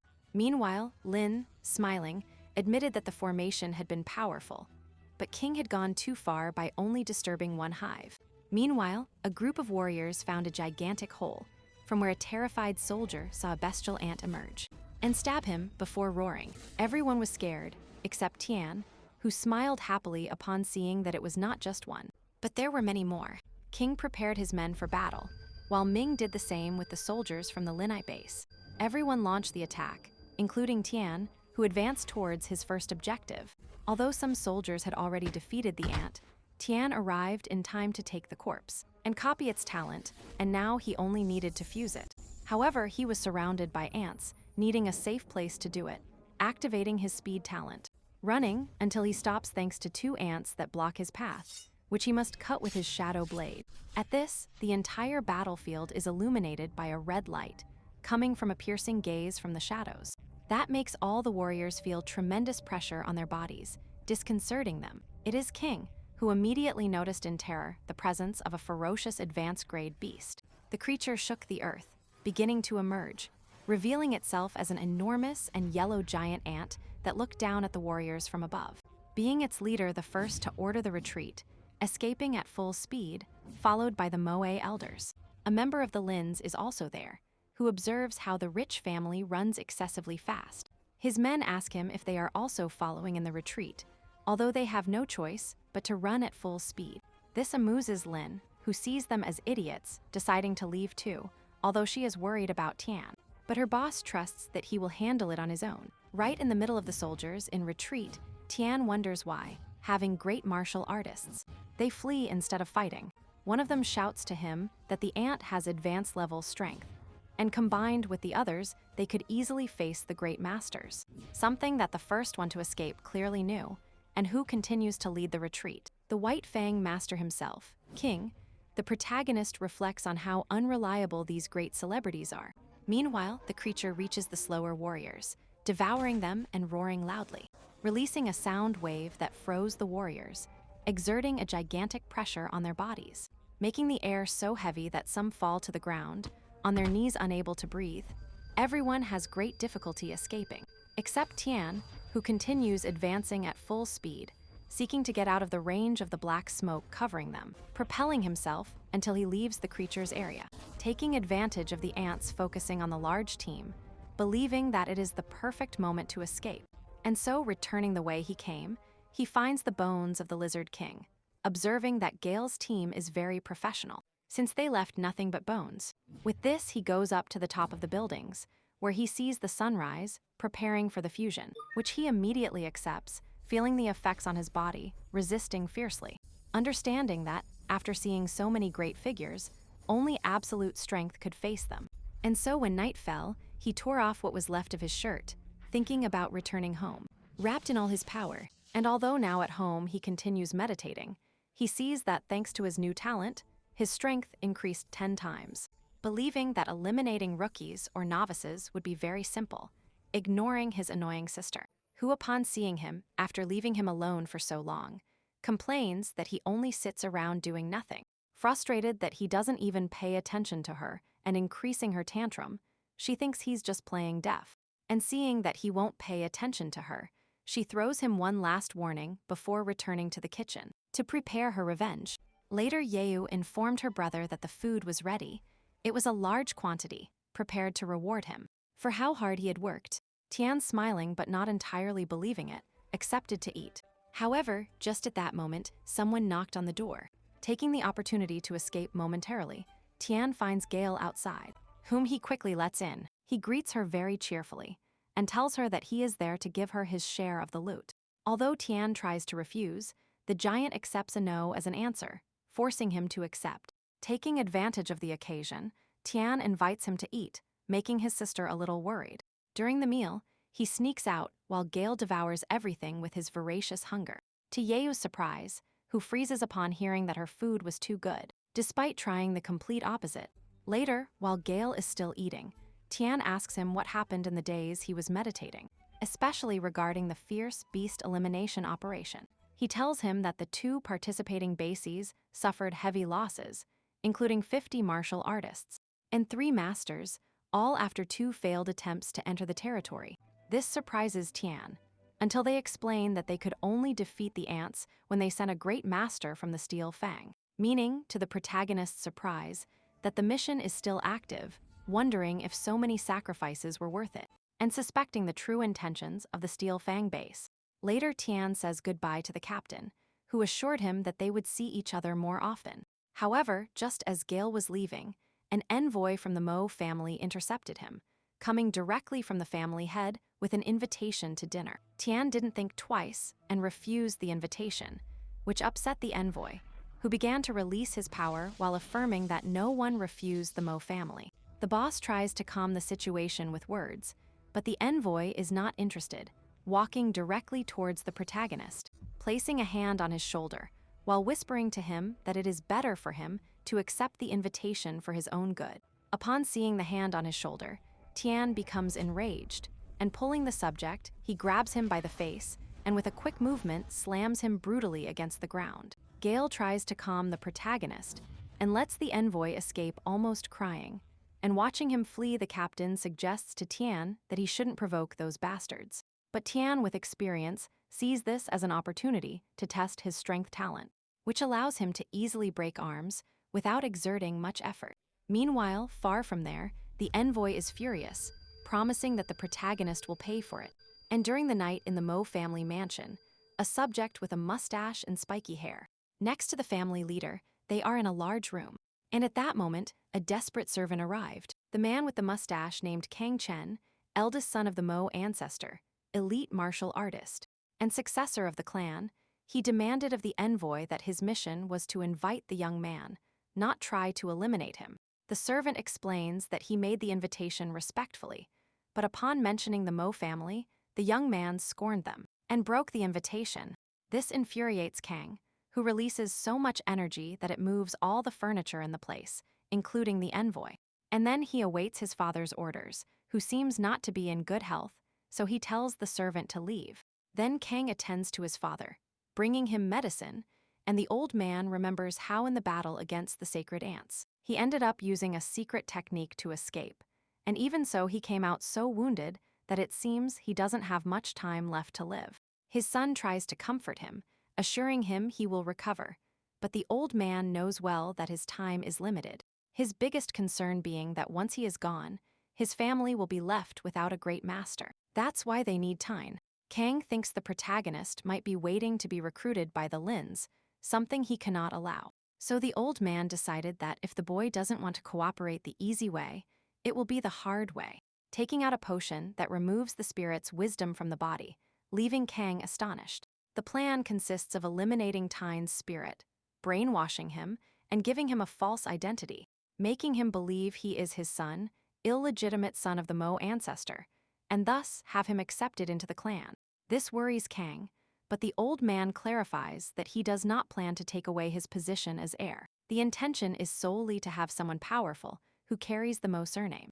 Although Kang is only worried that this will stain his reputation, the old man is not interested and orders him to follow his instructions. Kang accepts, promising to send the veterans to catch the boy, and so a group of hooded figures crosses the city rooftops, arriving at Tian's house, where one of them enters, informing the mercenary in charge, receiving the order to go after Yeu to intimidate the protagonist, starting to look for her, while the other mercenaries outside form up, covering every entrance.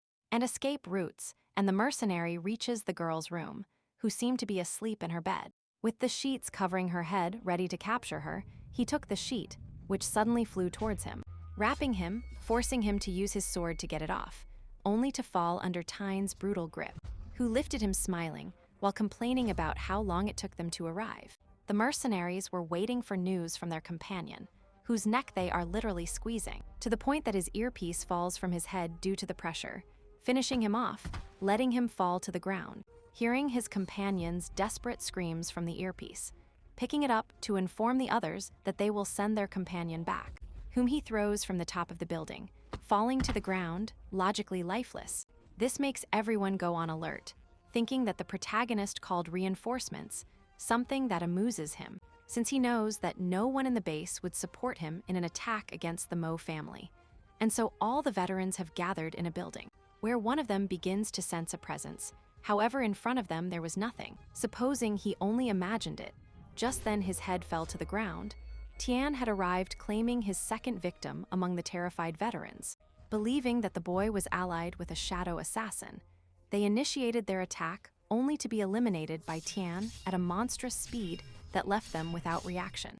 And so he visualizes his next victims, immediately running for them, finishing off one, while the other tries to surprise him from above, being dodged and knocked down by the protagonist who throws him. Seeing his opponents trying to flee, so he hunts them down, using his dark assassin technique, eliminating them all, and now their leader shouts desperately while the protagonist continues exterminating them, until a new team arrives of which Tian faces a clean punch, creating a brutal clash between both warriors, to then send him flying with pure physical power, eliminating them, leaving only the veteran bald one, who cannot believe he is really facing a simple elite martial artist.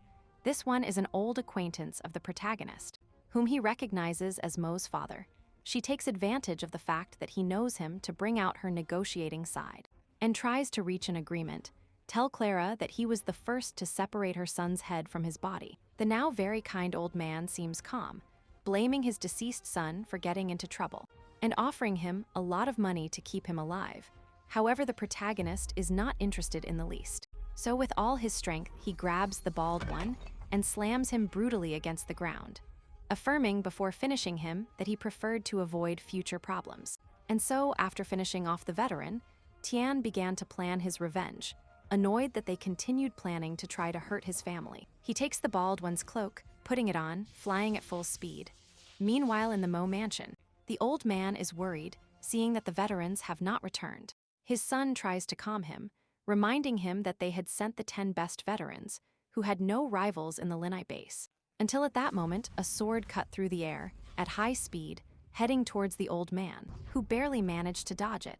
The sword caused havoc on the ground, infuriating the old man, who asked who was responsible. Tian presented himself, mocking the fact that they tried to eliminate him, and now they were surprised that he was there to return the favor. Kang is amazed to see him, asking about the veterans, to which Tian consoles him by telling him that soon he will see them all in hell. Kang doesn't even have time to process what he heard, when he is basically split in two, falling lifeless to the ground, where his elderly father, crying in pain, takes his body in his arms, and unleashes his power in a fit of fury. Tian immediately recognized that power, like the secret arts he had seen, while he dug himself out from the ants.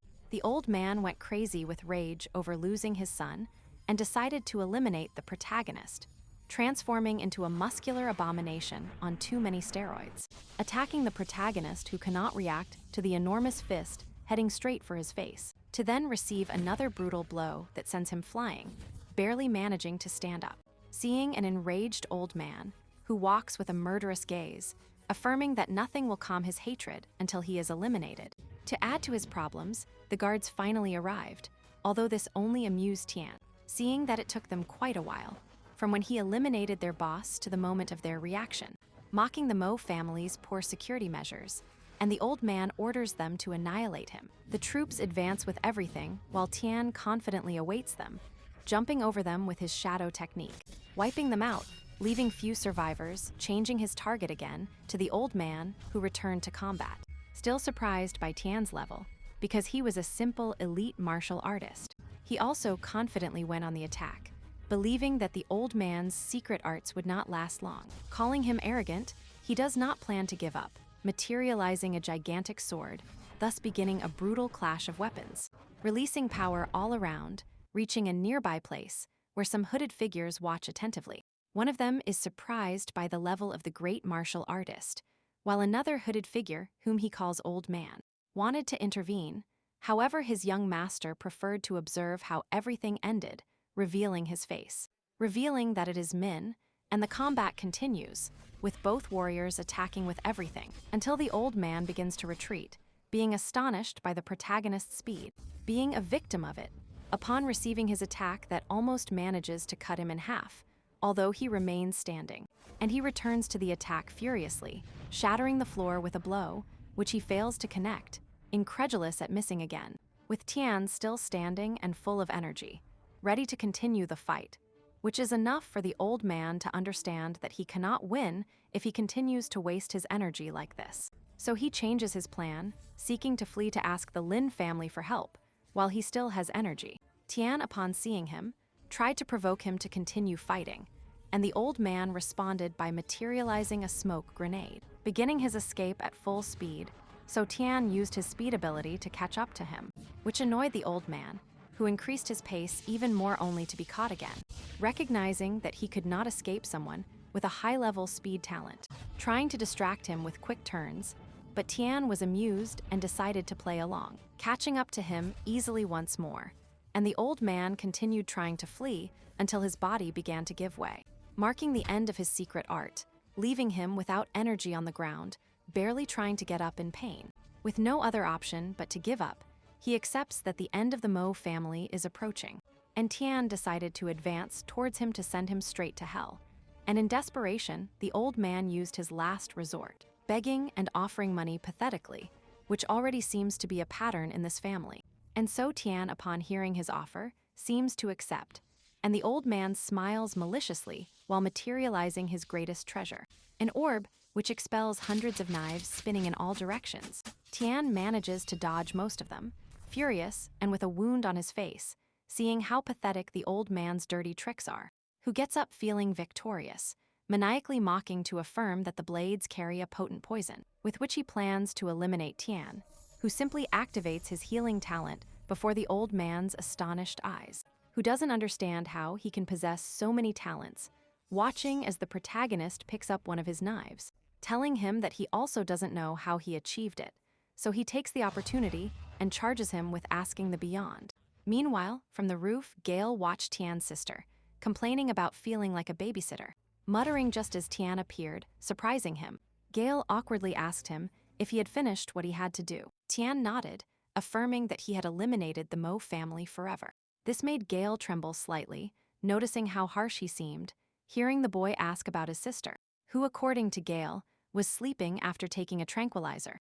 This reassured Tian, and Gale asks him to come down to keep talking, heading into a dark alley, where without delay, he asked him what his next plans were to take down the Mo family. Tian replied that he wanted him to cultivate, leaving Gale somewhat confused. This was because Tian's intention was to find a way for Gale to improve his skills. However, Gale knew well that this would only be possible with enough money to buy the necessary resources. And while they talked, they entered the house, where Gale indicated the place where his sister slept. Entering there, Tian found her deeply asleep, approaching her, waking her up upon hearing him. Although drowsy, she recognized him immediately and jumped to hug him, worried that she wouldn't see him again. He just comforted her, promising her they would always be together, although she felt he was lying. Tian let out a tear and reinforced that promise. The next day, a crowd is gathered, witnessing the scene of the brutal annihilation of the Mo family. Among the crowd is Zia. Hearing a random subject she identifies announce the arrival of the leader of the Lin family, Min. Accompanied by the great martial warrior Lins, she warns her lady about this, who attentively watches as Ming arrives, feigning surprise and sorrow for the end of one of the base patriarchs, who remains on the ground covered only by a towel. Although she quickly becomes interested in turning to the orb the old man used, lifting it, recognizing it as the secret weapon. And treasure of the Mo family, the Iron Pearl. Linz also recognizes it as a sinister weapon that can change a fight since it is so long-range. Excellent for desperate situations, which infuriates Min, who almost shatters the sphere. Upon seeing that even with something like that, the assassin not only managed to finish off Old Man Mo, but ended up doing it with one of the pearl's blades, fearing the only individual the few survivors managed to identify, thinking they were facing a warrior who surpasses the great masters. And the worst of all was that this warrior did not seem to belong to the Linite base. Continuing like this, both walking over the corpses, where Linz theorizes that perhaps the Iron Fang base planned this to demonstrate their power. Min supports this, remembering that, when the base offered them a trade route, they decided to send a spy who gave them the information that near the Iron Fang base there was a high-grade monster that was about to evolve, being a threat so great that it could exterminate the entire base. Linz supposed then that the trade route would rather be an immigration route, which Min confirmed. Both agreed that probably the two factions would end up merging, which would give rise to the existence of two sides. Ming, seeing that soon they would no longer be the Li family, began to think what to do. Just at that moment, he has an idea, which he supposes his assistant Linz has also thought of. They will divide all the resources left by the Mo family among the remaining powerful families. For his part, at home Tian took out a bag with a large amount of elixirs, freezing Gale, who thought that what he saw on the floor was equivalent to the value of his own house. Yeju was also surprised to see that, although she was furious that Tian had spent the money she wanted him to use to get a good wife on elixirs. Moreover, she doubted they were authentic. However, Tian assured her that they were not only real, but of high quality, and so he suddenly gave her one to try. Yeju, surprised, had no choice but to drink it. Instantly, the elixir took effect. Filling her with energy, Tian, with a triumphant smile, observed his creation. And so, as time passed, it seems that the protagonist will leave home again, with his sister sad that he leaves her alone again. Although this time, he will leave Gale to take care of her, since he has to keep strengthening himself now that the Linite base is threatened by more and more monsters, having to depend on reinforcements from the Steel Fang and its two great masters, who soon will not resist, leaving him with no choice but to keep getting stronger. Even so, his sister timidly insists that he stay, but he confidently assures her that he will be fine. Besides, he hopes that she also learns the physical combat techniques from the captain, and that both cultivate their power from the elixirs. She accepts, affirming that she will wait for him at home. Tian, with a smile, promises her that he will return, entrusting Gale to take care of his sister. Gale, encouraged, considers Tian's sister as his little sister too, and the conversation was interrupted by a motorcycle crossing the city at full speed, followed by a black car with the Steel Fang base logo. Gale and Tian surprisingly observed the Steel Fang convoy, except Yeu, who looked uninterested. Leading the noisy caravan is a shrill motorcyclist who wouldn't stop shouting. This was Sun Feng, who caught Tian's attention upon noticing his high stats and with all the cars speeding past, raising smoke and dust, which ends up annoying Yeu, feeling they are a bit exaggerated. The protagonist looks worriedly at his sister, thinking that the arrival of these subjects will bring nothing good. Decided, he sent his siblings inside, while he moved away using his speed, arriving at the ironically named Forest of 1,000 Leaves, which the protagonist immediately notices is a very dry place, where he found a giant footprint that he identified as that of a black wolf panther, which he plans to use to improve his speed talent when something seems to alter the forest. The protagonist becomes alert upon feeling that energy, thinking that a monster might be near, moving at full speed, searching for it, until he encounters a giant gorilla fighting enormous, high-speed cats, which he recognizes as golden dragon panthers, which conveniently are stronger than the panthers he was looking for, observing how they move at a speed that would reach apex level. However, he also knows that the gorilla surely has a higher monster level. Even at the level of the Lizard King, he defeated, doubting that the panthers have a chance to win easily. So he tries to find an alternative to copy the talent in the middle of the battle. Suddenly, he felt a rough tongue on his leg. He looked down and saw a small yellow kitten looking at him happily. Tian, terrified, stepped back, but the kitten used a psychic technique to tell him about the spirit light, offering to form a master-servant contract and promising to be his most loyal servant. Tian was surprised, especially by the kitten's female voice, and could not believe he was talking to such an adorable creature that called him master. Confused, he asked why it wanted him to be its master. The kitten replied that it had sensed a benevolent speed talent in him. Tian, analyzing the little one's stats, discovered that besides apex-level speed, it had innate intermediate-level resistance and apprentice-level healing talents. Realizing that he was facing a divine beast, he understood the kitten's value, which asks him for help to save its parents, who were fighting the gorilla. While its mother was pregnant, Tian smilingly accepted the request and named the kitten Little Jin, who enjoys being petted by its new master. While Tian also enjoyed easily copying its power, which he immediately fused. And so Tian got up atop the cliff, observing the creature while thinking about the high expectations the little kitten had placed on him, starting his attack by unleashing his weapons, with the adorable and diminutive Jin jumping in intimidating mode on his shoulder. Gale with force to launch directly towards the monster's weak points, severely damaging its eyes. And with another move, he leaves it completely blind, making it scream in pain. However, now he had another problem. The enormous kittens were heading towards him, so he hurried Jin to, in feline language, meow its mother to explain that Tyne was not its enemy.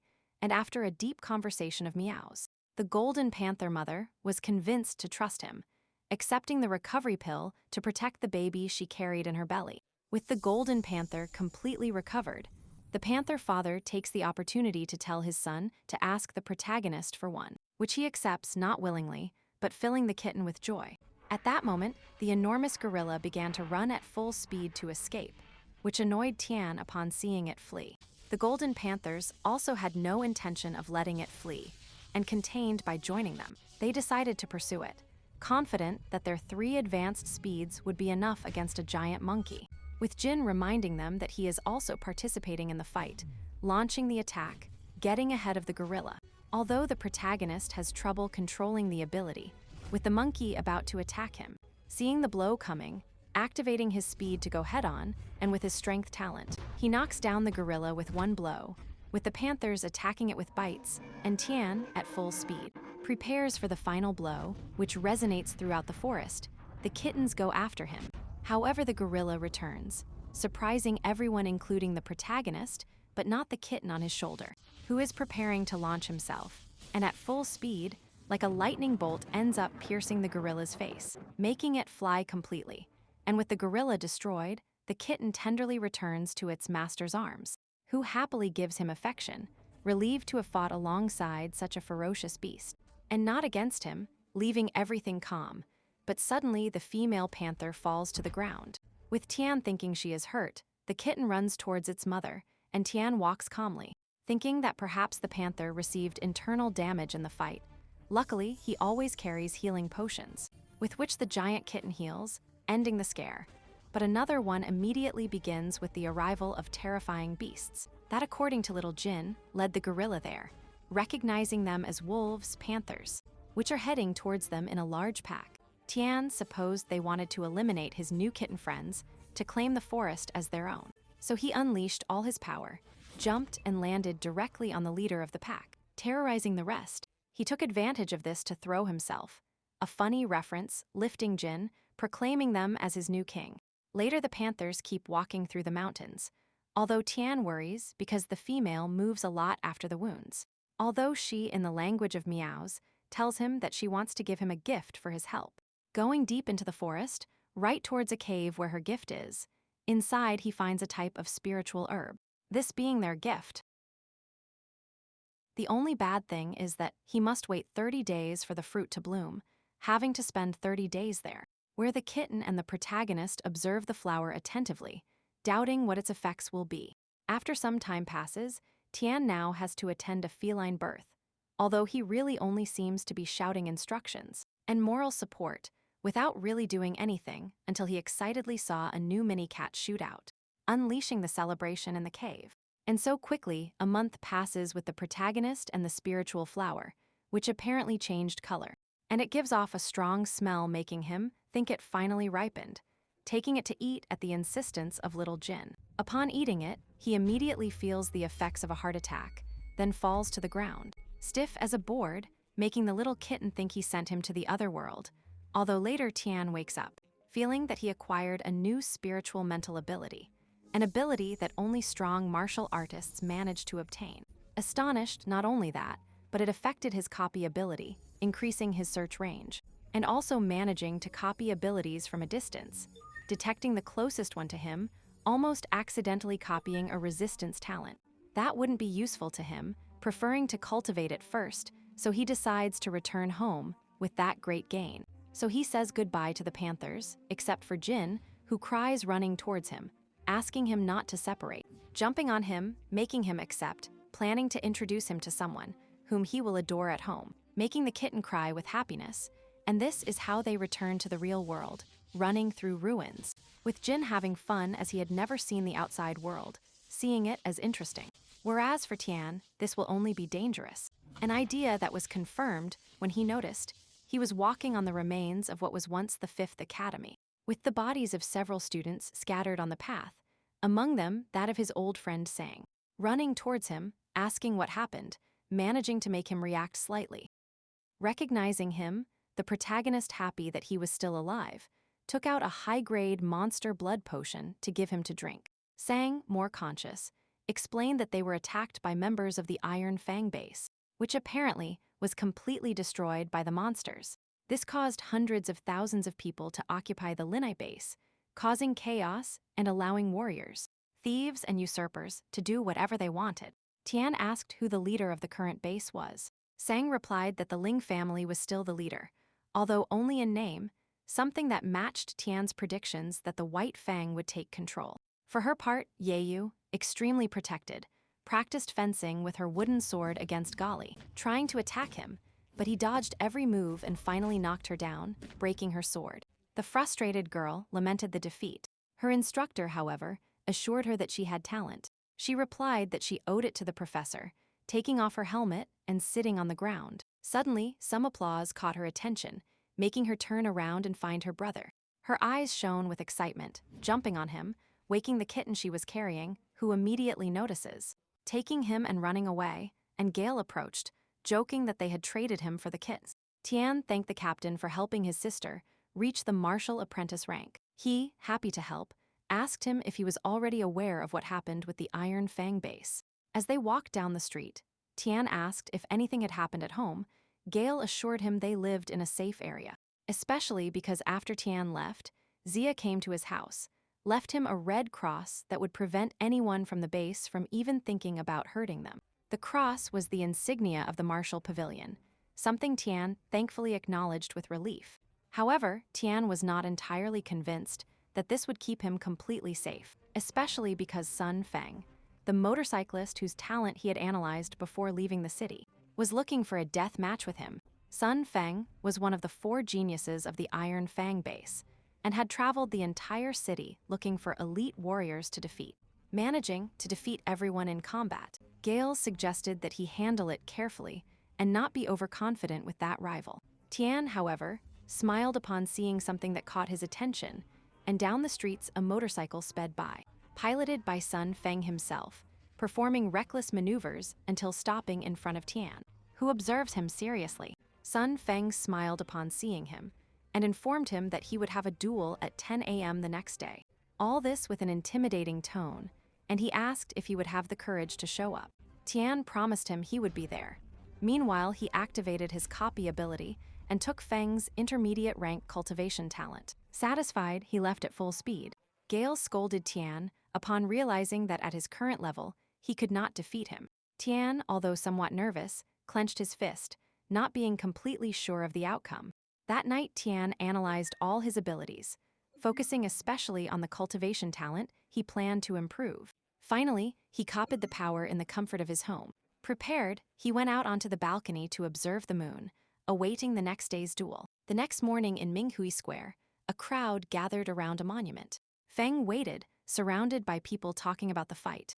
Most of them were mocking, sure that Tian would be another victim of Feng. Some commented that this time, Feng had asked to fight an unknown person, which caused strangeness.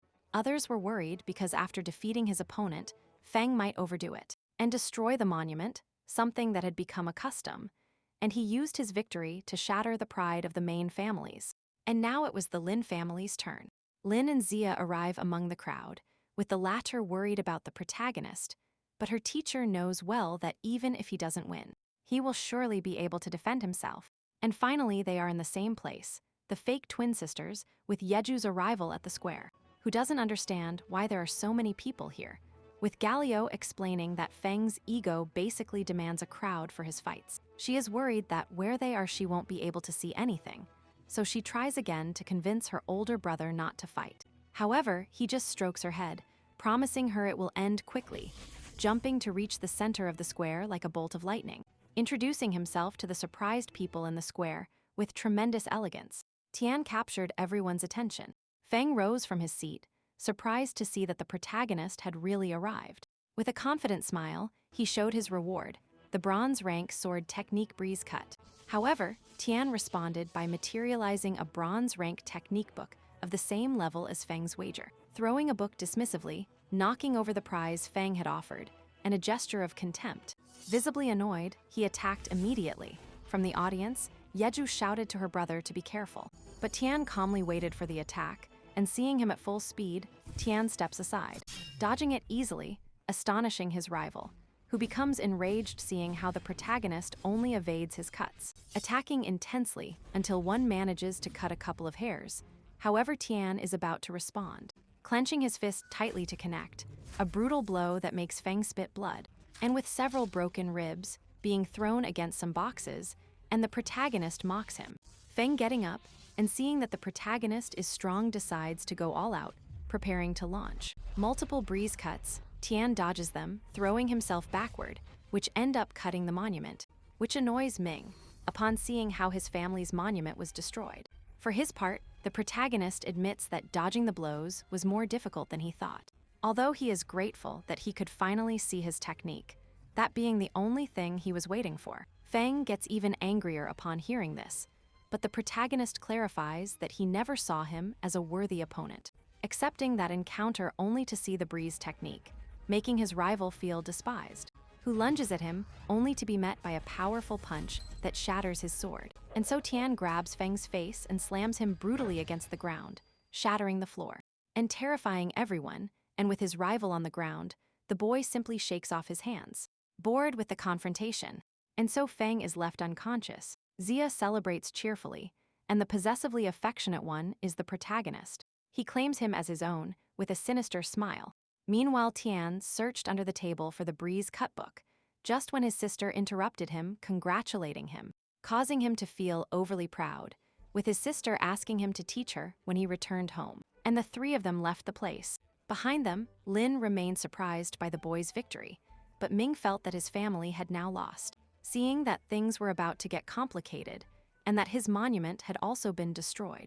And so Ming sent his bodyguard to protect Tian's sister, supposing that the Zheng clan would now go after her. Now at Captain Wolf's house, Tian was comfortably reading the breeze cut book, which increased an attack's power 6 times, believing that this is why Feng was so strong. And putting the reading aside, he sees that there are still 30 days left to copy another power, thinking that perhaps it would be convenient for him to seek Feng's talent. But in the meantime, he would learn to use breeze cut and improve shadow cut, hoping to be able to face a great master. For her part, Yeju continued training intensely under Gali's instruction, who was worried because now that the encounter was over, the Zun family would seek revenge, fearing for the girl's life, who was just hydrating. She even noted the captain's piercing gaze, who, embarrassed, called her to place the collar with the Martial Pavilion cross on her, asking her never to take it off, although she saw it as a simple, beautiful necklace, which she would take care of like a talisman. At that moment, an archer ran through the streets desperate, calling for her captain, arriving right where Gali was, who asked her if she had news about the Zheng family. According to the girl's information, they were busy buying properties, so it seemed they were not yet planning revenge. All this was heard by an elderly garbage collector, who turned out to be Lin's. A month later, the old man continues pretending to be a garbage collector, being discovered by Tian's mental power. She, upon being discovered, is surprised that a boy like him has the mental ability of a great master. For his part, the protagonist, covering his face, is surprised that the Lin family sent a great master to watch him. And so he continues his way to the martial artist market, where Tian remembered that Gala had got him information about the Sun family, apparently to preserve the purity of their sword talent. They did not hesitate to marry within families, regardless of the genetic problems this could cause. These problems were solved by executing anyone born with one. Tian recognized that it was a family of lunatics who ended up owning a large store, which apparently was being inaugurated, with great discounts, promoted by Feng himself, who mingled with hundreds of wealthy people who adored him, making his ego grow. Tian, seeing him from a distance, thought about congratulating him too, but to avoid dying before being useful to him, while raising his hand to copy his talent. Later, Tian was walking through a cemetery, leaving flowers on his parents' grave, ready to say goodbye one last time, planning to move to a safer base to keep his sister safe, and while saying goodbye, he was about to tell them how he had grown, not noticing that something was moving towards him at full speed. This being stopped before arriving, it was a subject with an emo-looking face, and his mere presence altered the protagonist. Who attacked, his rival defended himself, admiring the boy's strength, who is furious, affirming that he had been waiting for him for a long time. And the attack continues, with the protagonist being blocked and about to take a hit using his speed. He moved away, while the emo, revealing himself as Feng's master, told him that he couldn't eliminate him after the fight to avoid gossip, but that at least he should be grateful for having lived 30 more days. Tian, annoyed by the words, thought about how irritating the subject was before both returned to the attack, ending in a strong clash of weapons, fighting at full speed, between enormous flashes from each of their blows. Both very evenly matched, they fought the battle among the cemetery graves, and Tian retreated to avoid damaging the flowers he had brought for his parents. The emo, affirming that he is Feng's master, and that he came to avenge him for hurting him, continues his monologue, deciding that it is convenient to leave him in a cemetery, and promising to make his body end up next to his parents, promising him that soon he will also send his sister to join them, while the protagonist delicately picked up the flowers to return them to his parents' grave, ignoring the annoying subject. Thus the emo finally managed to draw the protagonist out of his stupor, who filled with rage, moved at full speed, and threw a sword into the emo's stomach. He could not withstand the blow, and flew through the air. Tian followed him, caught him in the air, and threw him towards the mountains, so far away that he disappeared from his sight. And deep in the forest, a gigantic dust cloud covered the area, destroyed by the impact of the emo's body, who could barely move, completely shattered. And with an agonizing voice, he recognized the protagonist, who was approaching with a sadistic smile. Later, Tian checked the emo's body and found an interesting book and a sword. However, looking at the moonlight, he realized it was too late, so he ran back to have dinner with his sister before she started complaining. And in the middle of the city, people walk calmly, while Lin's continues in his janitor facade, cleaning the streets until Tian appears behind him without a word. The protagonist continues on his way, however.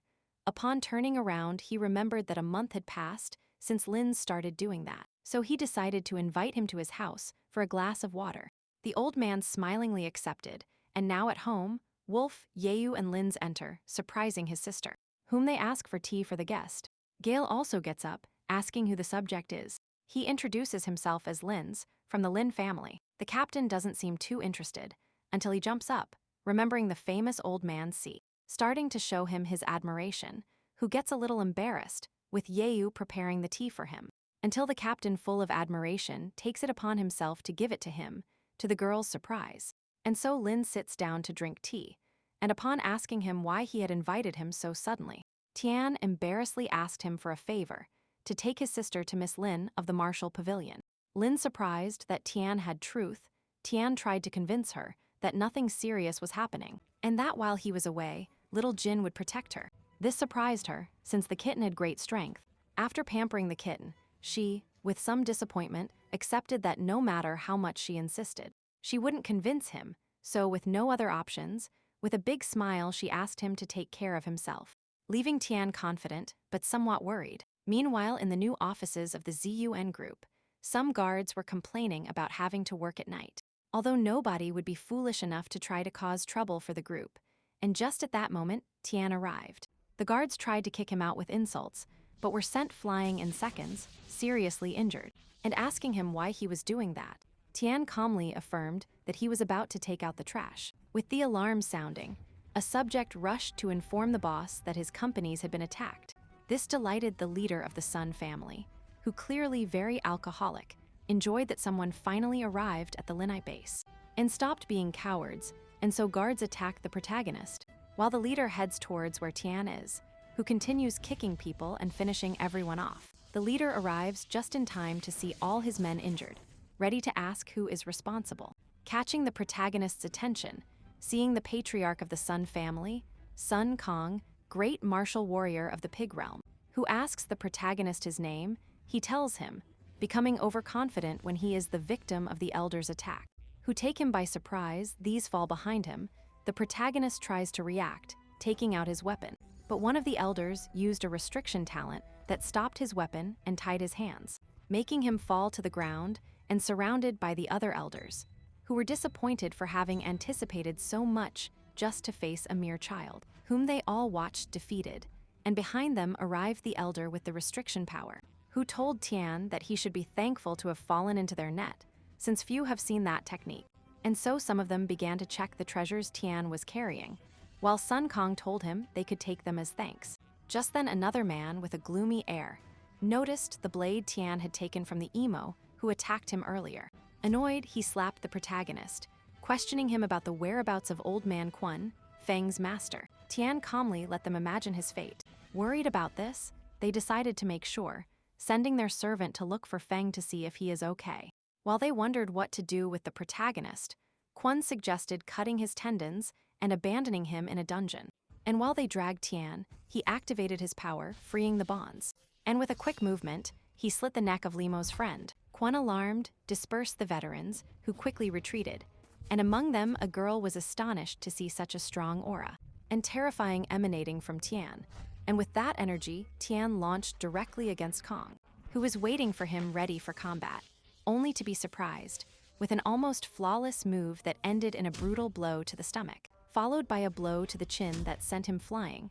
Kong battered to recognize the protagonist's strength, and very desperate, he ordered the others to attack him. The first to obey was an extremely fast man, and muscular one who clashed against Tian, managing to push him.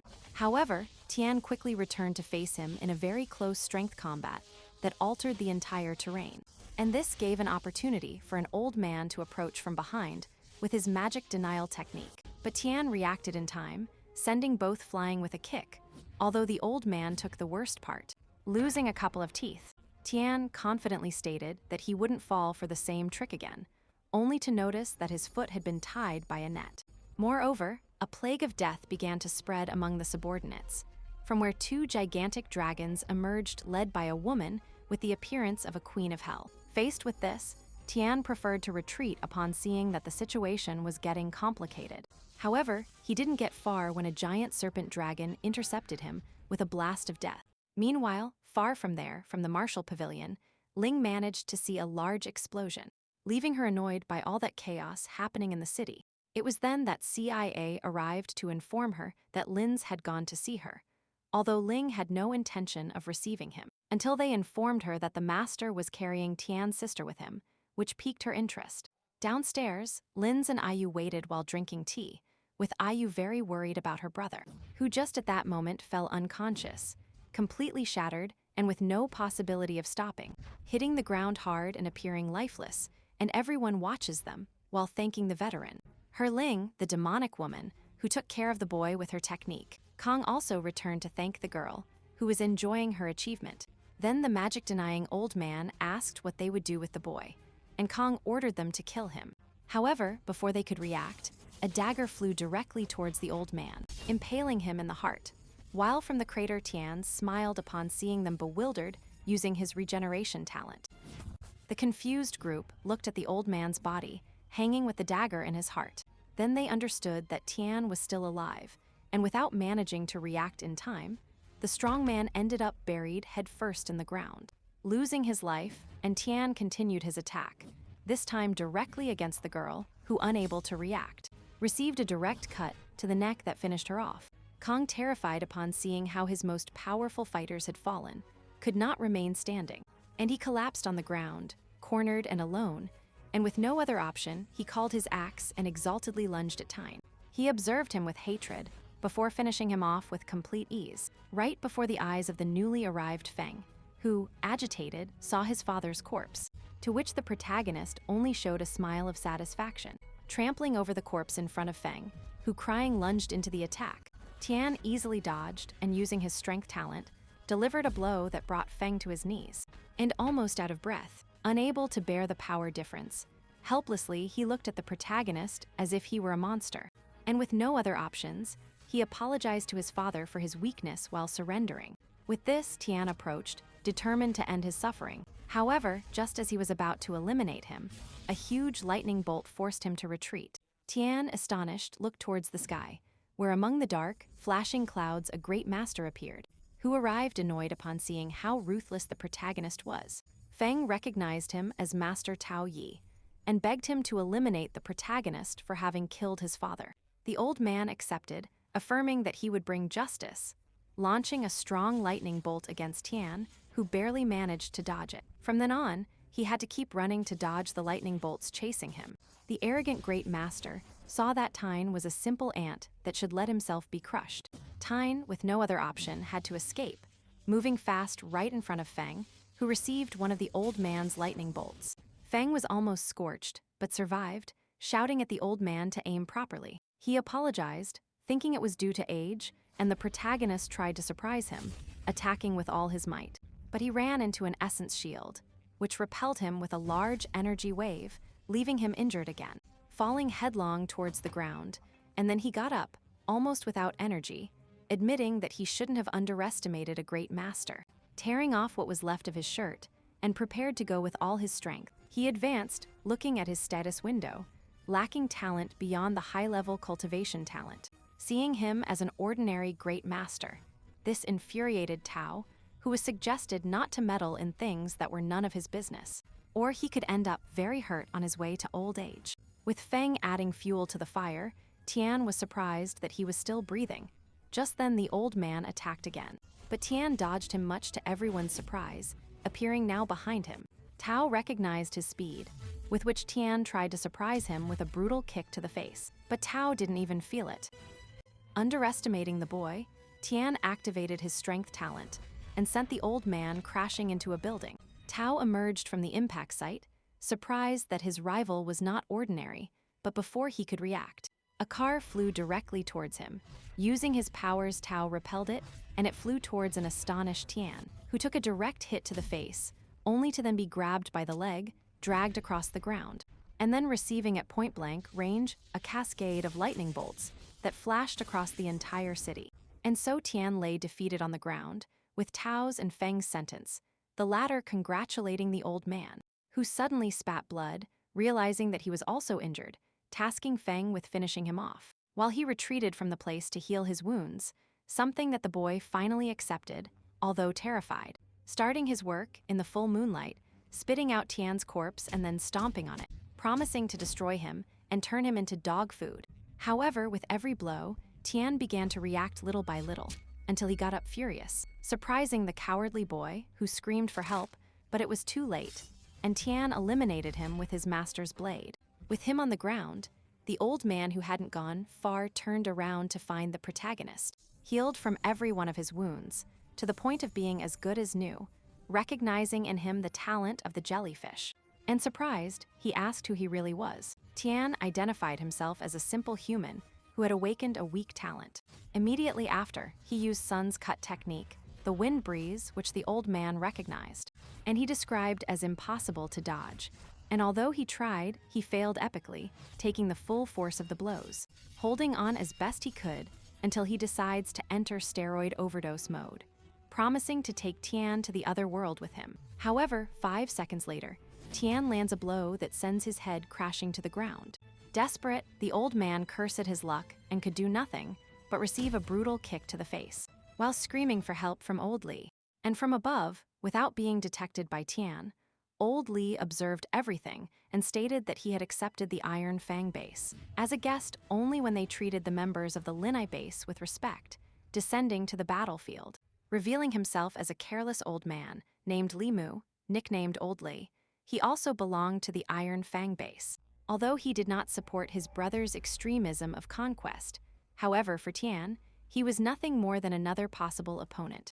Although old Li had no intention of getting involved in the fight, even his indifference infuriated Tao even more, who released even more of his power and promised to take everyone with him, activating his flare technique, starting to concentrate energy, which led the old man to think he was about to self-destruct.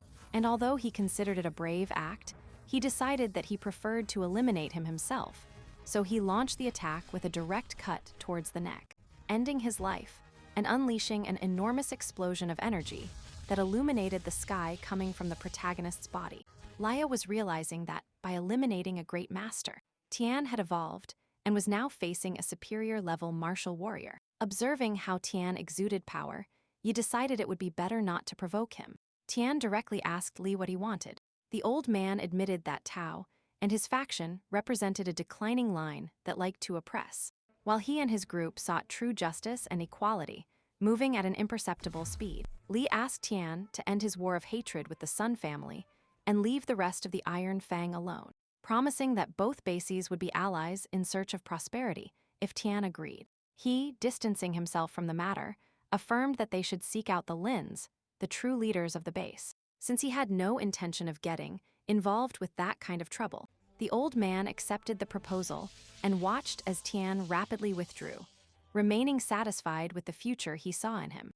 Meanwhile, in the Lin mansion, an old man was trimming flowers. This was Lin Wanli, great warrior, patriarch of the Lin family and Mingzai's father, and just as he finished with the flowers, his son entered to inform him about the causes of the city's explosions, and revealed to him that the Sun building had been attacked. The incredulous old man doubted that version, as he knew that the great master who had protected the Suns was almost invincible. However, his son explained that the person responsible for eliminating him was Tian, leaving his father completely astonished. Although surprised that such a big conflict was resolved, thanks to a boy, Lin Wali felt relieved to know that his base would be safer. However, Mengzi informed him that the Iron Fang base wanted to see him, specifically Old Li, who was already waiting for him drinking tea. With no other option, the old man decided to meet the great master, ordering his family to ensure Tian's protection. And his sister, he also instructed that if Tian desired political power, they should offer it to him, ensuring not to offend him.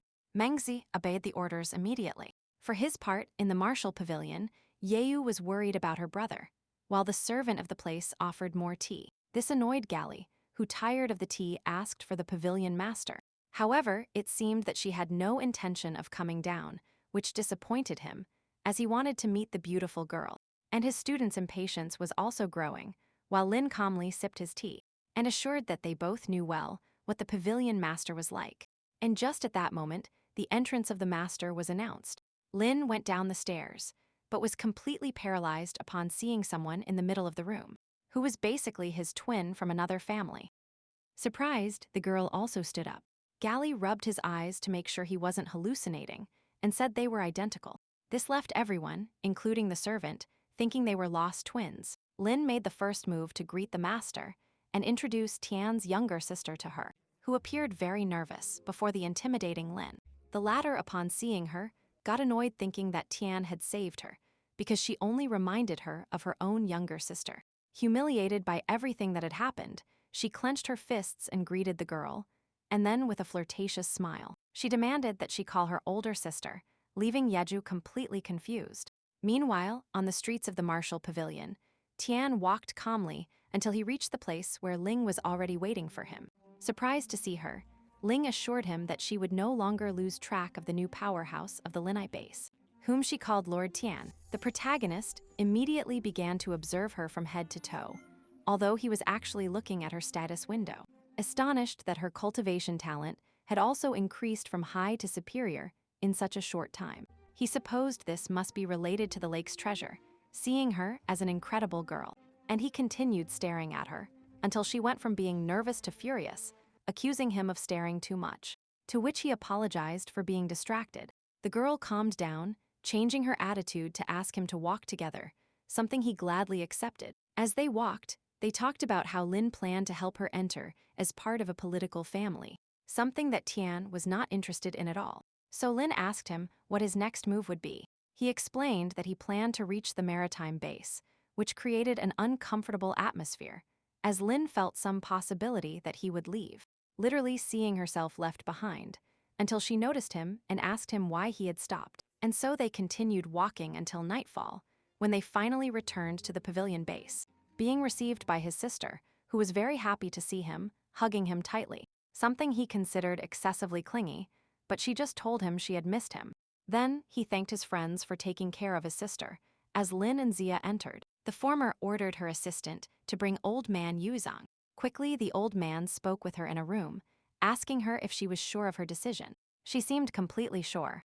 The next day, in a warm atmosphere, Yeju tried to convince her brother to stay and establish his own family, but he wasn't interested and just thanked his friends for the car, while Lin affirmed that she liked how ambitious the boy was and added that if she were younger, she would accompany him. For his part, Gale was surprised that Lin hadn't come to say goodbye. He was looking towards the entrance with some feeling, decided to stop waiting for her, and so everyone said goodbye to him and to Yeju until Lin appeared in sportswear, walking directly towards the car, followed by Jia, and once inside she asked them to hurry up to leave, leaving the protagonist astonished.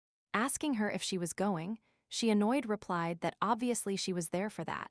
Tian reluctantly agreed, sending the girls to the back because Lin took the co-pilot seat. Before starting, he asked her why she had decided to accompany them, and she very nervously replied because. Tian, thoroughly amused by her answer, told her that if it was her who wanted to go, she just had to ask. She embarrassedly shouted at him that they were simply going in the same direction. So he decided to start, saying goodbye to his friends, who saw a great future in him. Now on the road, Lin said goodbye one last time to the Linite base, and so they began their road trip, with arguments between themselves, because the little Jin was somewhat annoying. Meanwhile, Lin told the protagonist that soon there would be an event in the sea related to the secret realm, something Tian had never heard of, which caused Zia to question how he had gotten so far without knowing it, explaining that the secret realm was an alternate dimension to Earth, related to the disaster 100 years ago, and that it was accessed through dimensional rifts, which appeared rarely, where treasures could be found that greatly aided cultivation. Tian, now interested, asked if anyone could enter. Ling replied that access was restricted to high-rank martial artists, since entering as a lower level meant imminent death. She offered him a spot, but to give it to him, she would have to take one away from the Yue family. Tian thankfully declined, as he did not want to cause trouble. This infuriated Lin, who started swerving while driving, and then made their first stop. The protagonist refreshed himself and enjoyed the pleasant breezes before deciding to go see if dinner was ready. Finding Lin, who was still insisting that he go to the secret realm, trying to convince him. However, Tian explained that although he was interested, he didn't trust leaving his sister alone, who was having fun with Jia for the first time outside the Lini base. This made Ling laugh heartily, annoying the protagonist. She explained that if that was the case, the Martial Pavilion had a branch there where she would protect Neiyu. This convinced Tian, who happily expressed that he hoped they could participate together. Ling accepted, but made him promise to stop being so indecisive. The protagonist accepted, although inwardly he was only thinking about the amount of money he would save. And upon returning, Zia asked them if they preferred to go slow to enjoy the trip or fast. Tian and Ling responded in unison, although with different moods, that either option was fine, which embarrassed them both. Luckily, Ye Yu made the final vote, opting to enjoy the journey.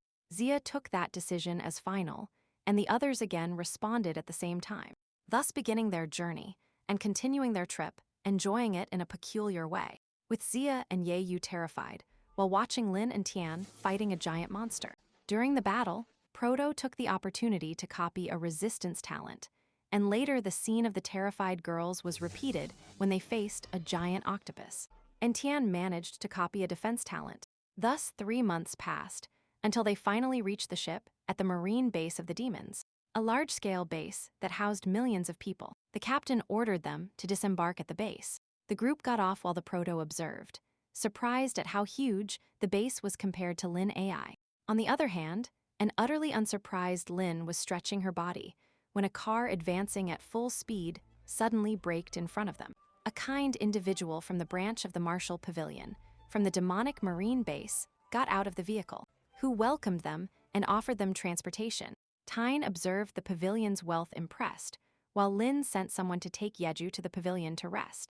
Although Yeju didn't want to leave her brother, he calmed her down, assuring her that he would be fine. This way, although angry, she agreed to leave with Zia, who practically pushed her into the car, which started off at full speed.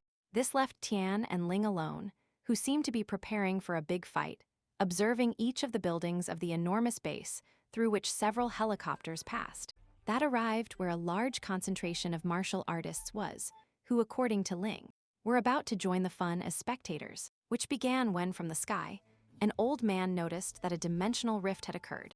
Although this one was really small, the protagonist doubted he could fit through there, but she clarified that they first had to open it manually. Just then, from the ground, a subject rose whom everyone recognized, astonished, who was known as King Yuhen, who soared through the skies, exciting even Lin, while Tian observed him with interest, reflecting on how much he still needed to surpass the great master realm and become a king.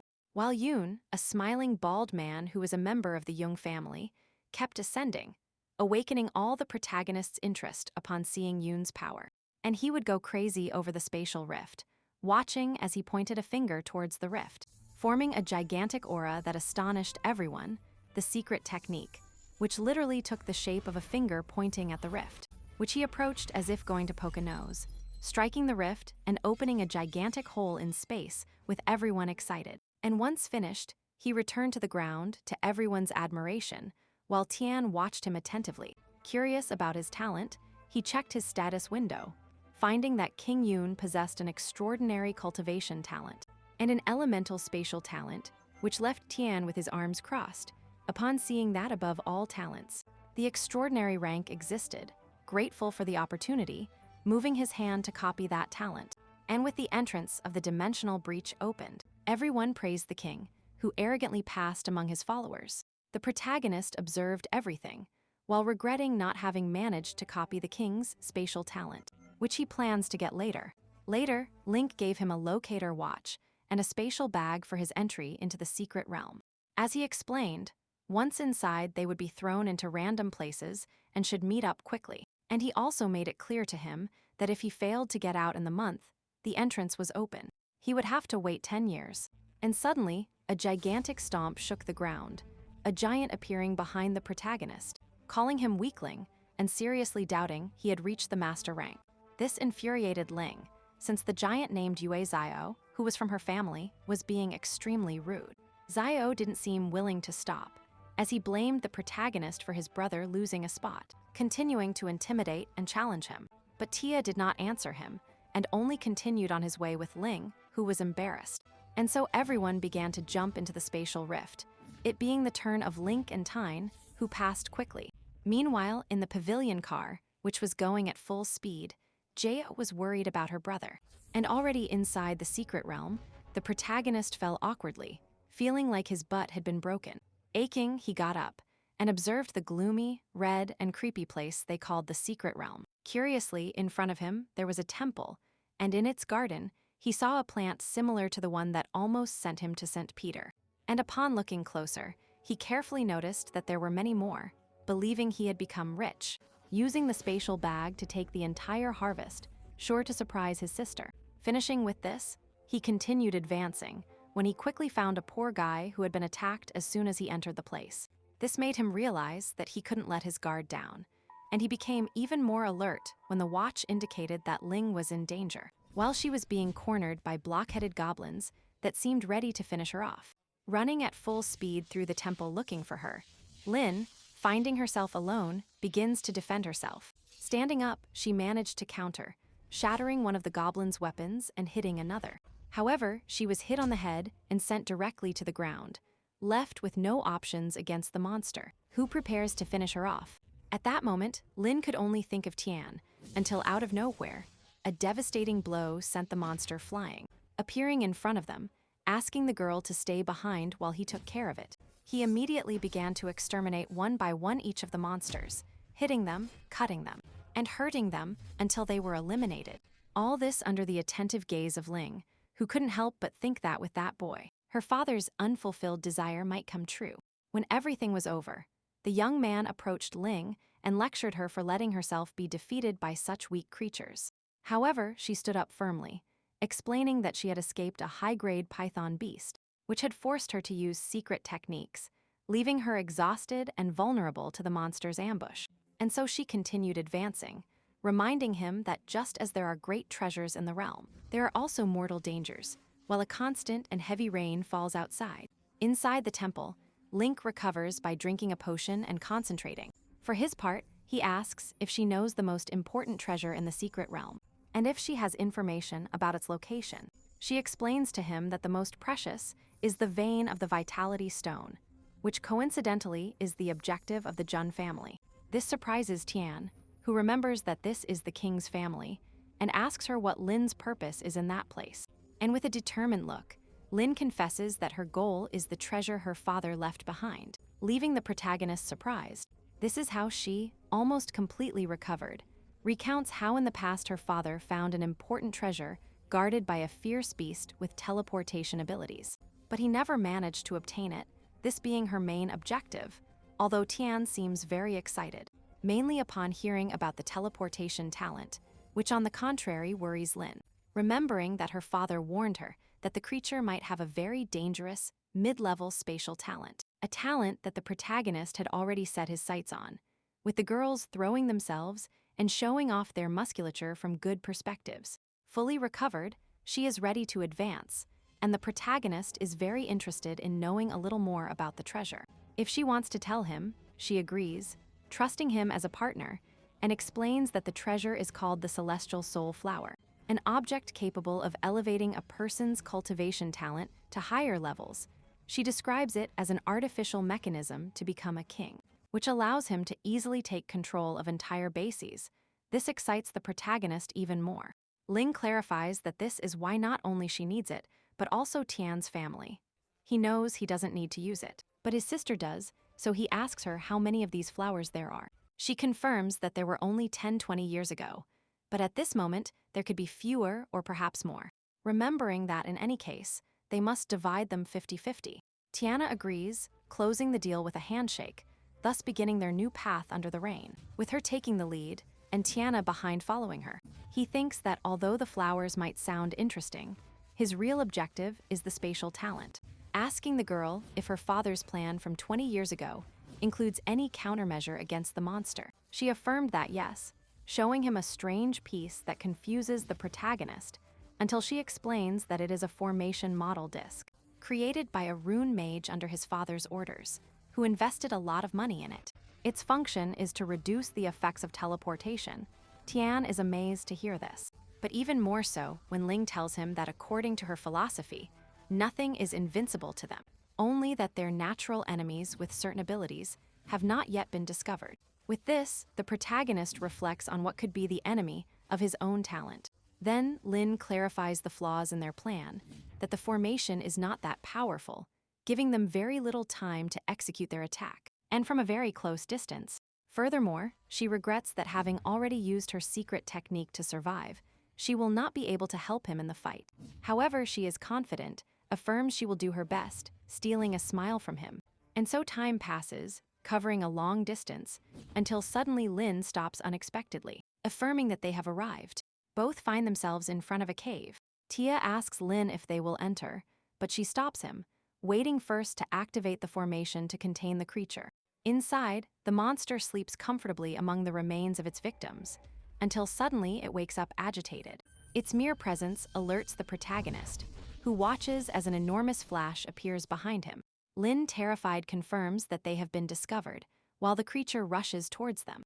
Faced with the furious celestial bat, Tian gets excited seeing a mid-level spatial talent up close, sending Ling to prepare the formation while he distracts the creature. The girl moves away, and Tian receives a strong charge from the bat. This leaves him injured, astonished at how different teleportation is from simple speed. The monster flies away while Tian, injured in a ditch, gets up to continue confronting it, using his regeneration and drawing his weapon. Lin, for her part, is filling the rune formation with energy, hoping the protagonist holds out until she arrives. Meanwhile, we see again how the bat from the air begins to fly towards Tian again, who tries to predict its strike, but in a second it is on his back, escaping the attack at the last moment. getting very close to the bat, which is surprised to see Tian mocking him, showing that his speed is not bad either. The furious monster attacks again, facing Tian, with its claws about to tear his face apart. And at the last second, Tian activates his strength talent, managing to break free and counterattack with his dagger. However, the creature overwhelms him more and more, desperately shouting to Ling, asking how much longer it will take. She arrives desperately affirming that only 3 seconds remain. At that moment, the bat heads directly towards Tian, who seems completely cornered. However, he manages to defend himself with a kick, just as Ling activates the prohibition, which flies through the air, forming a circle of runes over the monster, which becomes imprisoned and screaming against the ground, and so Ling, relieved, observes that they have managed to capture it. However, the desperate monster begins to writhe, until transforming into a giant bat demon. Expanding the prohibition, Ling, terrified, watches as it is about to break it, and desperately shouts to Tian to eliminate it. The monster growls, not noticing that in a green flash it passes in front of him. Slicing off its head, Tian very seriously achieves victory, and the monster falls in heaps, returning to its normal size, at Lin's feet, who is completely astonished to see how her partner eliminated it with a single move. While the prohibition circle breaks, which falls near the protagonist, who picks it up regretting that such a good move is single use. At that moment, Lin runs towards him, annoyed that he hid his true strength from her, after seeing how easily he exterminated the monster. Tia nervously tried to deny it, affirming that he hid nothing, and that it was simply easier to hit the bat. When it turned giant, trying to divert the conversation towards the treasure, but she was still suspicious. She warns him that they will talk about it later. Running towards the cave, still annoyed, hoping to find the flowers, as she sees it as the only opportunity to reach Tian's power. For his part, the protagonist takes advantage of being alone to store the entire body of the bat in his dimensional bag. Meanwhile, Lin finds the treasure, counting 8 flowers, excessively excited to see that they will be enough for everyone. Collecting the flowers happily, just when the protagonist arrives, worried about a smell he perceives in the cave. However, Lin snaps him out of his thoughts by giving him his share of the loot. The protagonist feels satisfied, until he remembers that this smell is the same one he felt when looking for the power fruit with Jin. So he begins to dig in the cave, astonishing Lin, who observes his insistence, seeing him as greedy, since he was not satisfied with having taken a great treasure. Tian ignored her reproaches until she got angry, finally finding a spot between the rocks. And activating his strength power, he hits that spot. This terrifies Lin, but she is surprised to see that the boy was indeed right, finding a secret cave, where lies a brilliant flower called Musella luscerpa, which Tian, with a Machiavellian smile, contemplates it, although in reality he doesn't know exactly what the flower is, so he asks his companion.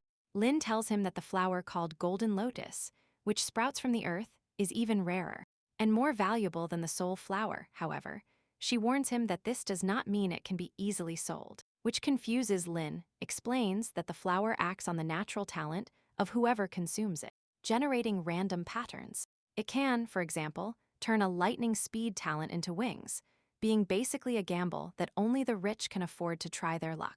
Given the results, which could well generate very useful or completely random abilities. This is enough for Tian to become interested in how it could affect his talent for copying talents. So he decides to negotiate with Lin, jumping into the river to take the golden lotus. Lin, annoyed, thinks he is trying to keep the entire lotus when they should be sharing it.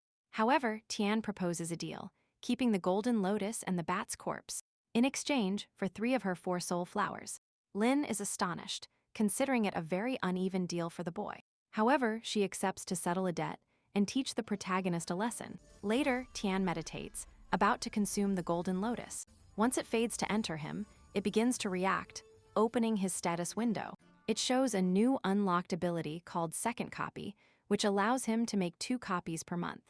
He also discovers that he can now copy talents from a greater distance. With this improvement and the soul flowers he kept, he decides to proceed to the last part of his plan, taking the bat out of his dimensional sack to copy the talent and merge it with his own, and so a huge flash leaves him exhausted, accomplishing his task. And then he checks his status window, discovering that he not only acquired the ability to teleport, but also spatial perception, spatial footprint, and portable space, considering it the best talent he has obtained so far, testing it immediately, creating a spatial space, which takes the form of an octagonal cube with 125 cubic meters, far surpassing the 30 meters of his dimensional bag, and noticing how easy it is to steal the bag in comparison. He decides to store all his objects in his new, safer space. With this finished, he plans a new raid, upon leaving the cave, finding Ling asleep. Observing her fixedly, unable to avoid noticing her resemblance to his sister, although his insistent gaze ends up waking her up. She gets up in a bad mood and asks if he has finished cultivating. Tian thanks her for taking care of him, and both continue their way, where Ling affirms that she has now achieved her objective. That's why she was leaving the secret realm. For his part, Tian considered staying to explore and see what else he could find. This causes Ling to have a tantrum, worried about leaving him alone. Tian confidently states that he will survive, promises to accompany her to the teleportation site so she can leave. Although not very happy, Ling seems to accept, although deep down she bites her nails, looking for a way to take Tian with her, and so they continue their way through the place, running quickly, until some explosions alert them. Ling supposes they are fighting over a treasure, but from that distance, she cannot tell who they are. Tian sees the moment to test his new spatial perception, activating it to observe how two weapons clash. The vision clears, and Tian is surprised by how HD he can see with his ability, which shows him how two humans fight after eliminating a fierce beast. One of them uses a muscular redhead who calls his opponent Zhang Kai, demanding that he surrender, and hands over the prize. The other bald and also muscular man refuses, and both launch themselves into the attack again. Ling observes the scene, recognizing the fighters as Zhang Kai and Li Kang, who are surprisingly fighting to the death despite their families usually getting along very well. This disconcerts Tyne, who supposes they are fighting over a treasure. However, he cannot find the object, using his ability until he locates it, right in the creature's mouth, and with the warriors' fight becoming increasingly fierce, until a strong clash leaves both apparently lifeless, according to Link, who immediately declares them dead. Then she launches down the mountain for the treasure, astonishing Tyne, who tries to stop her. However, she doesn't intend to waste the opportunity, affirming that whoever gets to the treasure first keeps it. The boy, very confident that he will grab it, watches her smiling, until the girl surprises him by accelerating. Where are the three bodies? There she begins to desecrate the corpses, stealing their spatial bags, first the redheads, and then the bald man's, smiling happily at the corpses, while Tyne is on the wild beast, asking it if it also wants to take her. However, Link has no intention of carrying something so big and slimy, so she leaves it to him. The protagonist insists on knowing if she really doesn't want it. Lin annoyed tells him no, even Tian mocking. He keeps insisting, receiving negative answers, increasingly annoyed by the girl, who sees the monster as something useless. It is then that Tian opens the beast's mouth, chilling Lin, who drops everything she was holding upon seeing the soul flower. So annoyed, she approaches Tian, who quickly claims the flower as his own, showing it to her. For her to tell him first what it is, she sees it as a fire spiritual flower, which now a Lin with a kind smile. And Lovely asks him to trade it. Tian suspiciously wants to know what that flower does, that two families would eliminate each other for it. The girl explains to him that the answer is much simpler than it seems. According to her, the flower only serves one purpose, to give burning talent to whoever consumes it. This is truly disappointing for the protagonist, which childishly upsets Lin, who doesn't understand how Tian, or knows that inheriting talents is difficult, even for kings, as it depends on a high cultivation talent. However, for someone with the talent to copy skills like Tyne, it has no use. But it is valuable for Lin, who remembers that a king-level elder in her in-law's family needs exactly offensive talent like that. And seeing so much seriousness, Tyne decides to give the flower to Lin, which makes the girl very nervous. He affirms that neither he nor his sister could use it, it being useless for them, therefore he will look for something of more value. Lin happily takes the flower, acknowledging that for many it is a treasure worth dying for. But for the unflappable Tian, no. Seeing it as a gift, she calmly sees him as a man, not knowing that the protagonist, looking back maliciously, thinks about how Lin now owes him a favor, and how he avoided taxes he would have had to pay for selling it. Later they reach their destination, the secret realm's teleportation gate. She insists that Tian return with her, but he remains determined to stay. With no other option, the girl asks him for his bag with the flour, for her sister, and gives him a new one to keep storing things. Tyne accepts and she says goodbye, asking him to take care of himself, but not before seeing him again, to warn him not to approach the Jun family. This leaves Tyne thoughtful, as he watches the girl walk away. However, she calls him again, with a lovely smile, and tells him she will be waiting for his return, leaving the protagonist happy as they say goodbye. Link enters the portal with some suspicion, thinking about how the boy will surely surpass her very soon. Meanwhile, Cruza promises to keep improving, so as not to be his mere admirer. Meanwhile, Tian, considering Lin as dead weight, which he got rid of, can let loose, and prepare for the final sprint, launching himself like lightning through the place. Meanwhile, outside, people near the portal are surprised to see someone coming out of it. It is precisely Lin, who falls right in the middle of the city, and so some warriors consider the possibility of robbing her of treasures, although they doubt that anyone in just 2 days has obtained anything valuable. Even so, they watch Lin completely injured, full of pain and almost crying on the ground. Luckily, an old man finds her and recognizes her immediately, trying to help her, wondering why she ended up in that state. For her part, Lin, with her last strength, asks him to return to the clan. Meanwhile, high above the city, King Jun observes Lin's fall, doubting that the girl got anything good, thinking that she must have fled after being wounded by a fierce beast, dismissing her presence. And he concentrates again on looking for a better opportunity, waiting for a new gold mine when someone else exits the secret realm. For her part, Lin is calmer now, explaining to the old man that she only feigned being injured to avoid being approached by looters once she got out, affirming that she did get several treasures, specifically the fire talent herb, which astonishes the old man, whom she called Uncle Ben, and that Lin needs a favor. Ben accepts due to the great help these treasures represent for the clan, so she simply requests to see her ancestor, which seems to completely change Ben's expression, although she knows that in theory she couldn't see him. Due to the differences in their positions, however, she warns that otherwise she will not hand over the herb, destroying it if necessary. Ben tries to negotiate, but she doesn't seem willing to give in, so he finally accepts. And so night falls, where the girl, after a refreshing bath, reaches her balcony, thinking of Tian, who in contrast is covered in red, with a sadistic smile and a monster at his feet, which despite being a colossal beast seemed like a boring rival to him, looking for something more interesting. Meanwhile, we see the beast cemetery he has accumulated. The next day, an assistant knocks on Ling's door, informing her that she must take her to the meeting room. The girl, dressed in an incredible dress, is ready to leave, arriving directly at the meeting room, where an old man drinking tea receives her, named Yuechi, ancestor of the family, who congratulates her on finding the herb.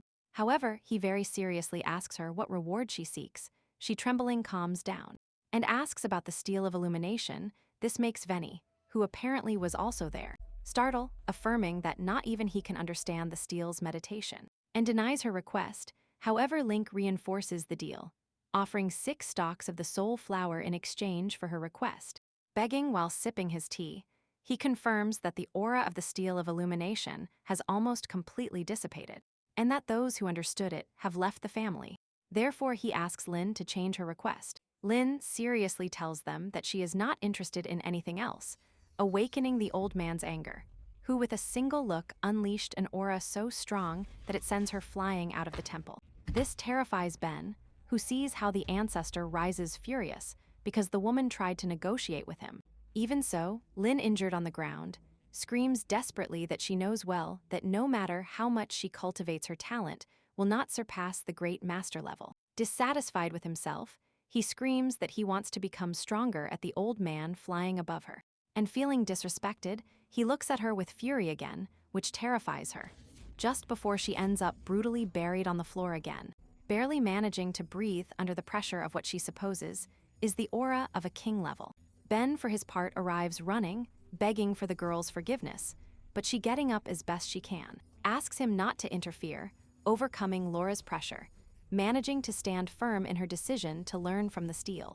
This fortitude surprises the old man, who, with a movement that envelops the entire place, removes the pressure on the girl, who is astonished, and Ben thanks him for sparing his life. But he affirms that no matter what happens, he cannot break the clan's rules under any exception, so he gives her his personal badge, which will help her understand the illumination stele, which seems to cheer Lin up. The next day at the Yue family temple, where the ancestor is located, Ben arrives with Ling's delivery, the fire herb and the soul flowers. However, his main interest is to understand why the old man changed his mind regarding the stele of illumination. She admits that Ben and she, some of her youth, especially her stubbornness. For his part, we return to Tian, who climbs a mountain until he finds another spiritual plant. However, his celebration is short, as he ends up slipping from the top of the mountain, falling directly into a small river, from which he comes out soaked, dragging the spiritual plants, which increases his inventory, with which he supposes he will have many economic gains when leaving there. Although now he must solve another problem, he smells very bad and needs to change his clothes. While he does so, a figure on the mountain watches him, and once he finishes, he stores everything and prepares to sleep, but his stomach alerts him that he needs to get food, just when a gigantic monster appears. Demonic boar, which is exactly what Tia needed. The next thing we see is how he turns it into carnitas, which he enjoys as if he were a small child, until he is surprised by a large rodent that jumps on him, taking his meat and fleeing at full speed, starting the pursuit against the rodent, with the protagonist thinking about eliminating it. But he is surprised to discover that it is a purple mouse with a treasure-tracking talent, thus beginning a different hunt, trying to find the rodent, which manages to evade him at high speed. Seeing that he cannot catch it, he decides to use another trick, activating teleportation, managing to capture it, having it at his mercy until it starts talking to him like the yin kitten did. It was a female voice, and although the little mouse regrets exposing itself, the protagonist basically forces it to take him as its master, and without any other option, it accepts. With this, he decided to name him Shio, who starts running on the floor while he follows him, thinking about how useful he will be, planning to use him to search for the most interesting treasure in the place. The vein of vital energy stone, the Jun family's object, and seeing that now with his rodent companion, he will have a great opportunity. Asking him if he knows the vein, to which the little mouse affirms that he does, which excites the boy who asks him to take him, and so he jumps on him to guide him, and so the protagonist apologizes in his mind to Lin for being about to do what she specifically told him not to do. He makes up his mind and prepares to snatch the tiger's food, launching himself at full speed through the place. After traveling a long way, Chio tells him they are close to the treasure. However, it seems that other humans have already arrived. So the protagonist uses his spatial ability to see the place, which seems to be full of corpses after a brutal battle. Already lightening the process, he teleports, landing closer from a higher position, where he hides to watch the combat continue, with a powerful mage using runes to launch a brutal rock attack. This impacts several soldiers, eliminating them all except one, who appears behind him like a lightning bolt ready to attack. However, the sorcerer uses the runes to launch a spike from the ground that eliminates his rival, leaving only one facing a woman, who seems surprised that the former genius of the Wei family has finished off so many of her friends, who had high cultivation talents, and so, with a furtive glance, the girl thinks about playing with him for a while. Using her will play talent, attacking like a psychopath. The wandering mage waits confidently, activating an earth wall, which is quickly reduced to pieces by the girl's potent wind cuts, leaving him astonished. Seeing how his strongest wall fell, with no more defensive options, he watches as the girl moves at incredible speed, barely managing to see how his foot is about to hit him directly in the face, sending him flying against a wall. From there, he returns furious to attack her again, throwing rocks that surprise the girl. But with some confidence and arrogance, she calmly dodges, underestimating the mage, who shows her another forbidden spell, throwing the gigantic rock from the sky, which the girl can barely dodge using her speed. The astonished mage watches as she decides to counterattack, activating her pale blade technique, with which she launched a gigantic whirlwind of cuts that connects with the mage, who falls to his knees almost without strength, while the psychopath approaches little by little, realizing that the cave protecting the mage is the one that has the mineral vein, and with his last strength the mage gets up, helped by his staff, standing firm, affirming that he searched for the vein for 10 years and will not allow it to be taken away from him. This interests Tian a lot, trying to see inside the cave. However, his ability is deactivated, thinking that there is some magical restriction. Meanwhile, the psychopathic girl mocks the mage's brave declaration, which only makes her determined to eliminate him, taking out a spiritual herb, which even though she knows it's not good to consume directly, it is a desperate measure to eliminate the mage, eating it in one bite. Before the terrified mage, who sees how that flower can drastically increase the power of a talent. Tian is also terrified, knowing that if someone consumes such an herb, they can explode.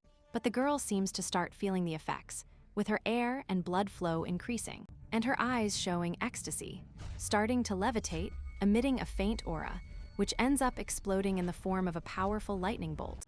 And when the light fades, the Earth Mage sees terrified how the psychopath's talent has increased.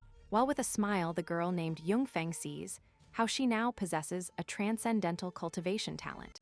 High-rank speed and apex-level blade cut, Tyne observes this astonished, while the girl tells the mage, named Alien B, that she will leave his corpse intact if he begs for his life. However, he has no intention of giving up, and tries to attack only to fall into the sadistic girl's quick movements, who ends up overwhelming him, mocking him for underestimating her level up.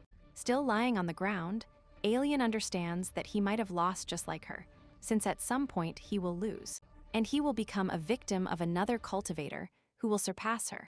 But she confidently really doesn't care what he says, affirming that the Jun family is the strongest in the sea, having a king-rank member. So confidently, she advances thinking that there is no enemy that can face them, entering the cave with the dying mage on the ground beginning to fade, until in front of his lost gaze Tian appears. Startling him, he worried about his condition. He takes out a potion for the mage to recover, but she refuses, thinking that it won't help now that all his internal organs are damaged, asking almost without strength if he is also there for the treasure. Tian honestly replies that yes, supposing there is something inside that prevented them from taking the treasure long ago. Elian affirms that there is a very powerful beast guarding the treasure.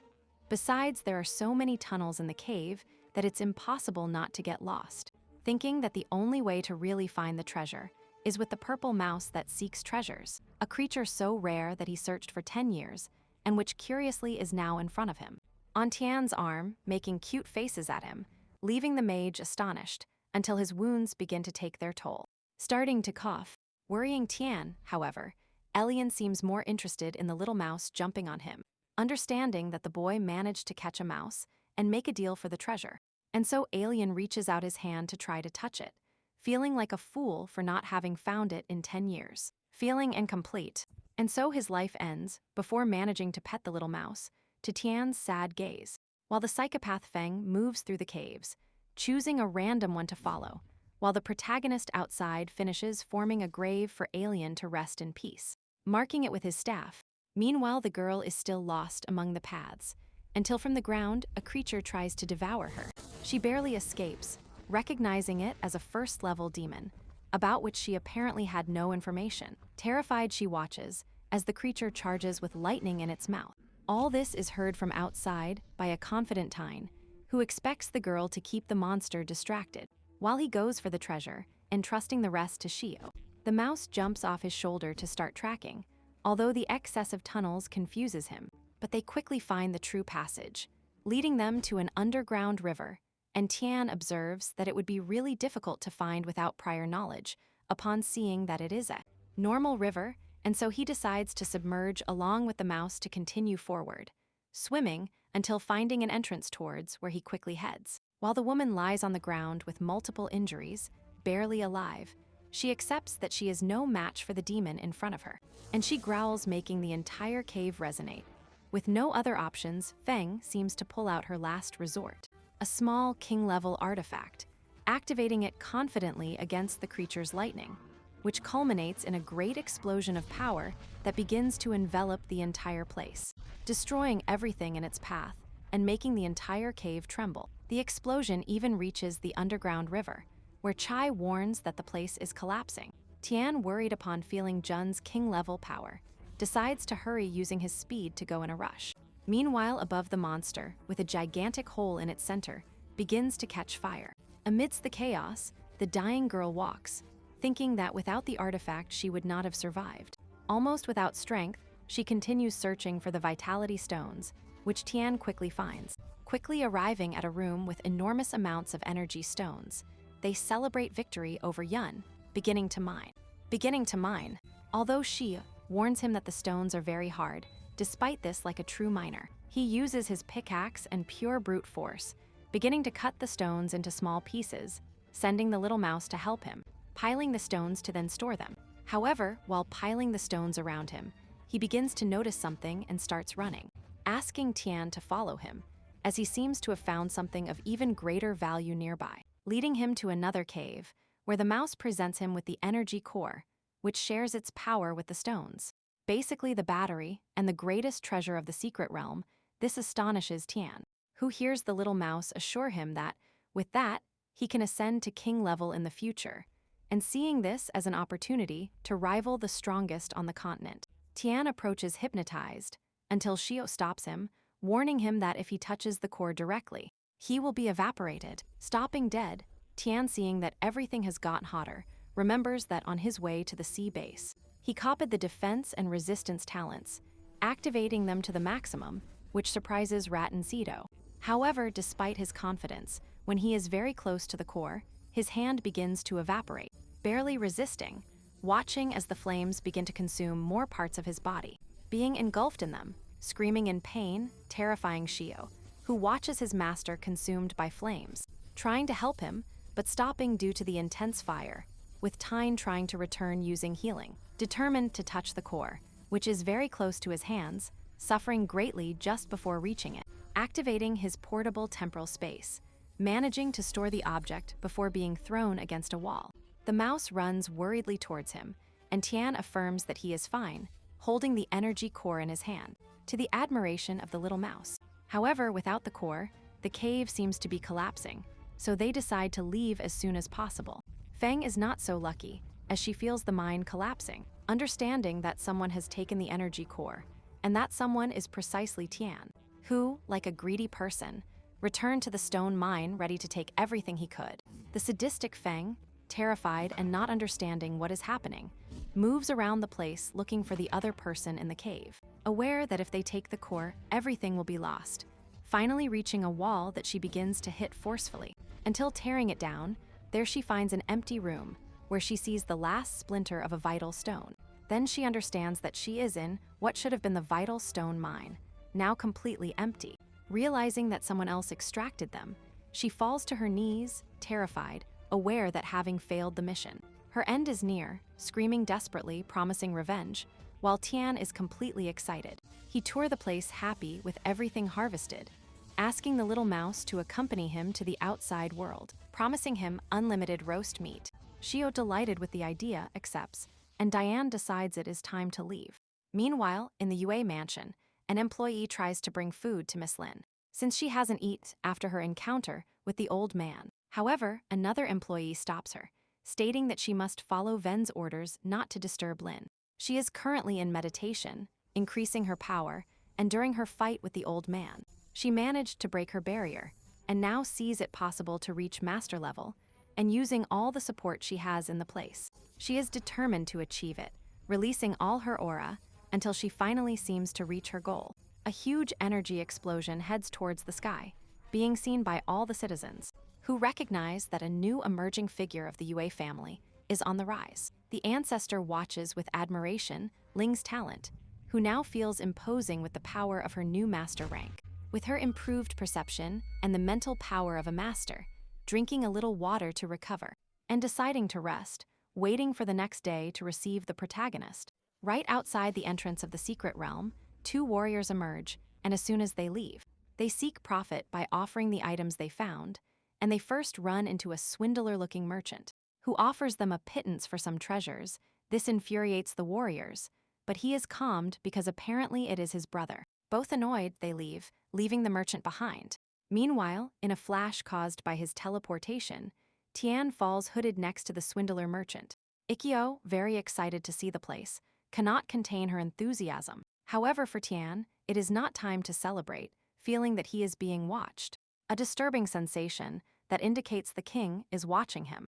Meanwhile, many were looking to sell their treasures, and the protagonist tried to dodge the gaze of the king level, quickly preferring Link's home, using teleportation to disappear from the place, confusing the swindler who was next to him. Meanwhile, the brothers who left the portal continue their way, looking for someone to buy the enormous amount of treasures they seemingly managed to take out. However, the younger brother suggests that he not talk about treasures out loud, for safety.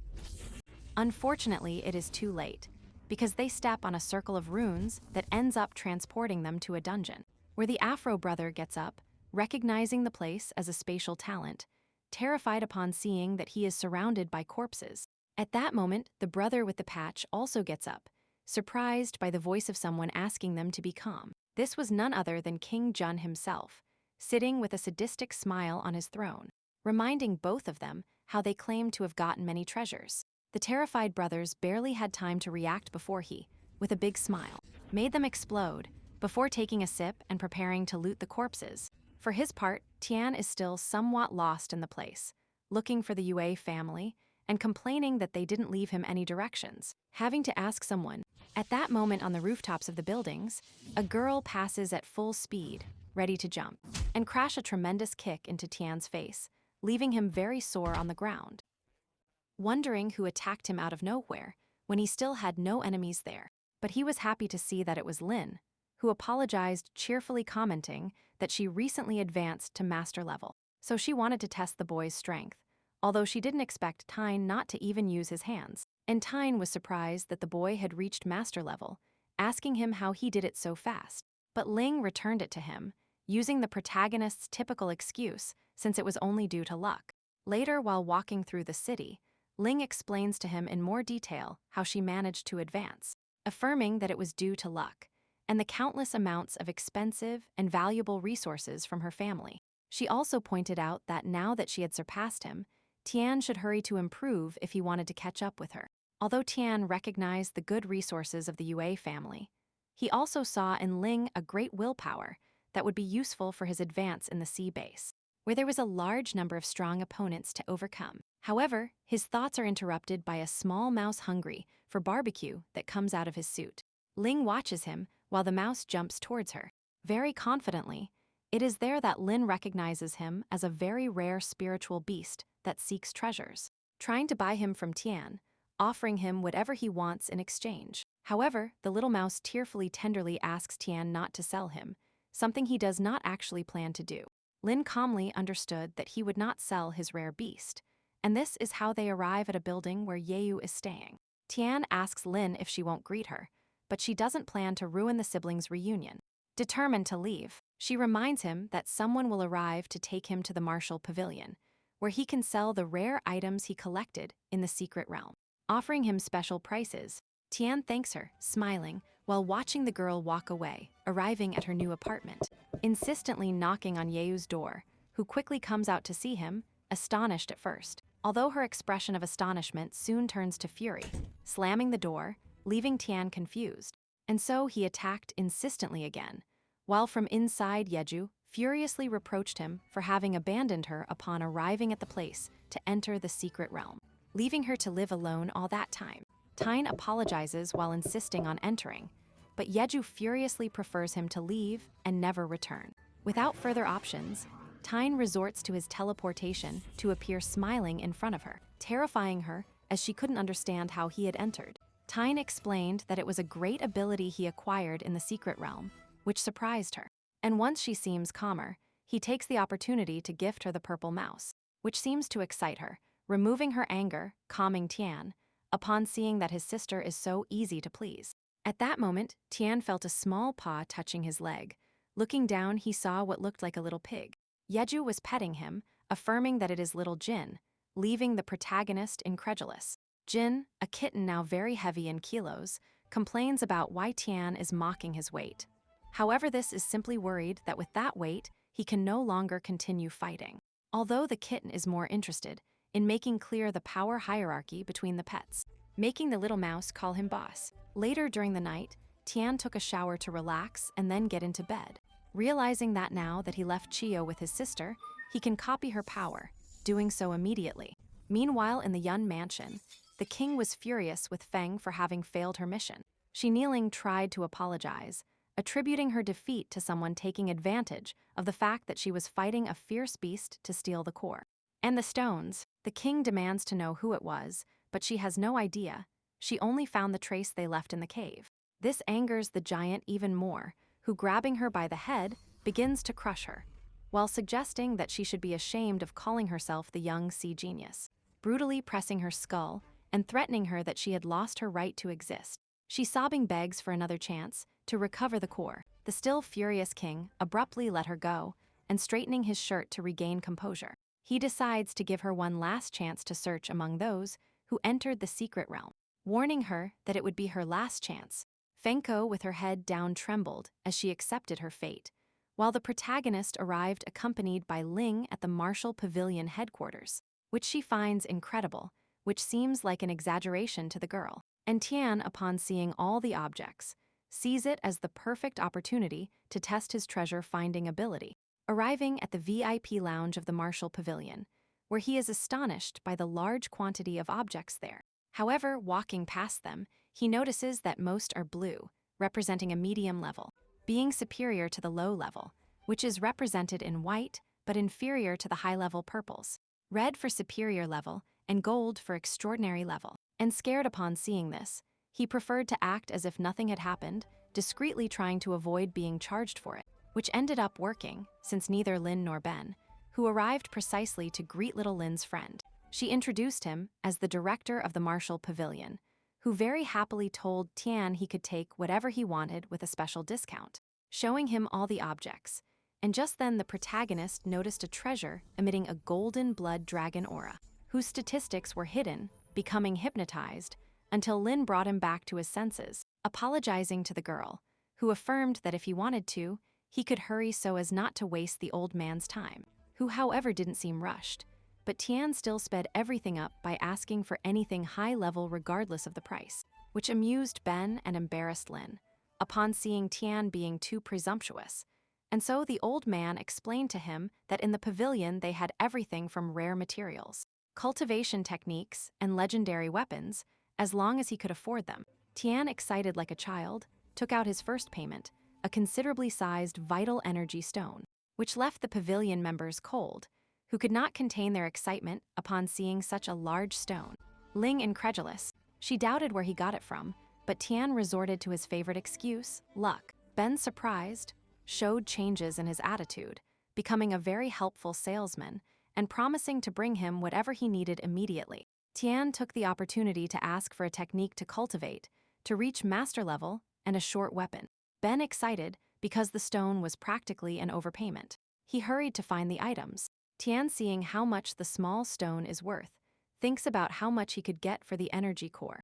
While walking around the place, Lin runs after him, looking for an explanation of where he got the stone. He suggests that it is better if she doesn't know more, which only upsets Lin, who asks him to tell her. And finally, Tian very seriously confessed that he had stolen it from the Young family. Lin, upset, jumped on him, shaking him, suggesting that if he only stole one stone, it would be better if he returned it to survive. However, Tian revealed to her that he had actually stolen an entire mine, news with which Lin froze, falling to the ground traumatized, convinced that the end would soon come for everyone. Tian carelessly assured that no one would find out, while he walked calmly through the place, ignoring her, touring the site, until he finally also found the treasure with the golden aura. And so later Ben shows him the purple cloud body refinement technique, and the Chuanzai sword, treasures found in the tomb of a king-level warrior, which, according to the protagonist, emit a red aura, assuring that they were wielded by a king level. With this, he also hands over the rest of the value of the stone in a mega VIP card, with which a very cordial Ben tells him he has a mega discount. Tian, promising to take care of the card, asks him the price of the egg emitting the golden aura. Ben, without thinking much, gave it to him as courtesy in exchange for his preference in selling extraordinary items, making the protagonist confirm that he doesn't even know what they have in the place, until Link clarified to him that what he had in his hand was just an uncultivated dragon egg, used as mere decoration, since they have tried to cultivate it for a long time, thinking they were simply scammed with a defective item. However, the protagonist thinks that if his ability marks it as valuable, it cannot be defective, thinking about trying to hatch it. Later, while walking through the city, Tian thanks Link for the objects, inviting her to eat at his house. She very happily has to decline his invitation due to matters in her clan, so the boy just thanks her for helping him. And his sister settle in the city, which she only considers a favor from friends, giving him a big smile, and Tian tells her that if she needs help, she can look for him without hesitation. And both were interrupted by the giant of the Yue family, annoyed to see Tian alive, underestimating him by saying that surely he brought nothing good from the secret realm. Link tried to get the giant to be more cordial with his guest, but the sarcastic man affirmed that he was only sleeping. Link, as if she were his mother, scolded him and ordered him to go home. However, the stubborn giant ignored Link, and with his defiant attitude, wanted to greet Tian with a direct blow. The plotter reacted without moving, activating his defense ability, stopping him dead. Then, with a furious look, threatened the giant, releasing an enormous red aura that enveloped the place, making the subject tremble, and she got between both, asking Tian to stop the fight. He accepted and withdrew. Link then scolded her relative, who fell to his knees terrified. To the girl's surprise, the giant showed a face of intense fear, wondering how many beasts Tian had eliminated to accumulate such an amount of malignant energy in his body. Later, the protagonist arrived at his house, happy to taste his sister's cooking again, who very smiling was cooking for him while he relaxed sitting on the sofa and watched his pets, who were sleeping peacefully. So he decides to do something productive, examining the dragon egg, which he observes thinking that he has no way to hatch it, deciding to leave it for the moment, until seeing the scales he notices something that makes him incredulous. The egg, which had been inert, began to beat, right in his hand after years of being inactive. This caused little Jin to wake up scared and bristling, running at full speed, confusing Tian, who observed him worriedly thinking he was scared. He asks him why he has a dragon egg, and Tian replies that he got it in the pavilion as a failed item. Chio is also alert and worried, further confusing the protagonist as to why they are so agitated, until the little mouse explains to him that dragons impose their power over all beasts, regardless of their level, being beings capable of reaching beyond the king level. This astonished him, thinking that such a thing existed, although he doesn't know the name of that level, becoming even more confused. Hearing how the egg stops beating, surprised that after years of being inactive, it showed signs of life, Chio affirmed that most likely the energy core had made the egg react, explaining that it had absorbed energy from the core while stored in the storage space. Tian excitedly looked at the mouse's intelligence, who congratulated him, making him feel proud, while Jin grumbled, annoyed by the interruption of his restorative sleep, to settle down and continue sleeping. Tian, still curious, stayed with the little mouse, so he could explain what else he could do to use the dragon. He indicated that he should leave the egg next to the core until it absorbed more energy to move to the second step, promising him that if he did, he would have a spiritual pet that would surpass the king level. But the excited Tian was interrupted by his sister, who announced that dinner was ready. And so, during the night, Tian tried to learn the body refinement technique, which required an extraordinary level cultivation talent and a perfect body base, complaining that it is so demanding compared to the method used by Lin, or the master of the Sun group. And the method included 5 styles: blood purification technique, flesh forging technique, bone refinement technique, skin smelting technique, and energy renewal technique. This method refined the internal organs to the extreme to break limits and create a formidable body, in addition to needing natural treasures to replenish energy.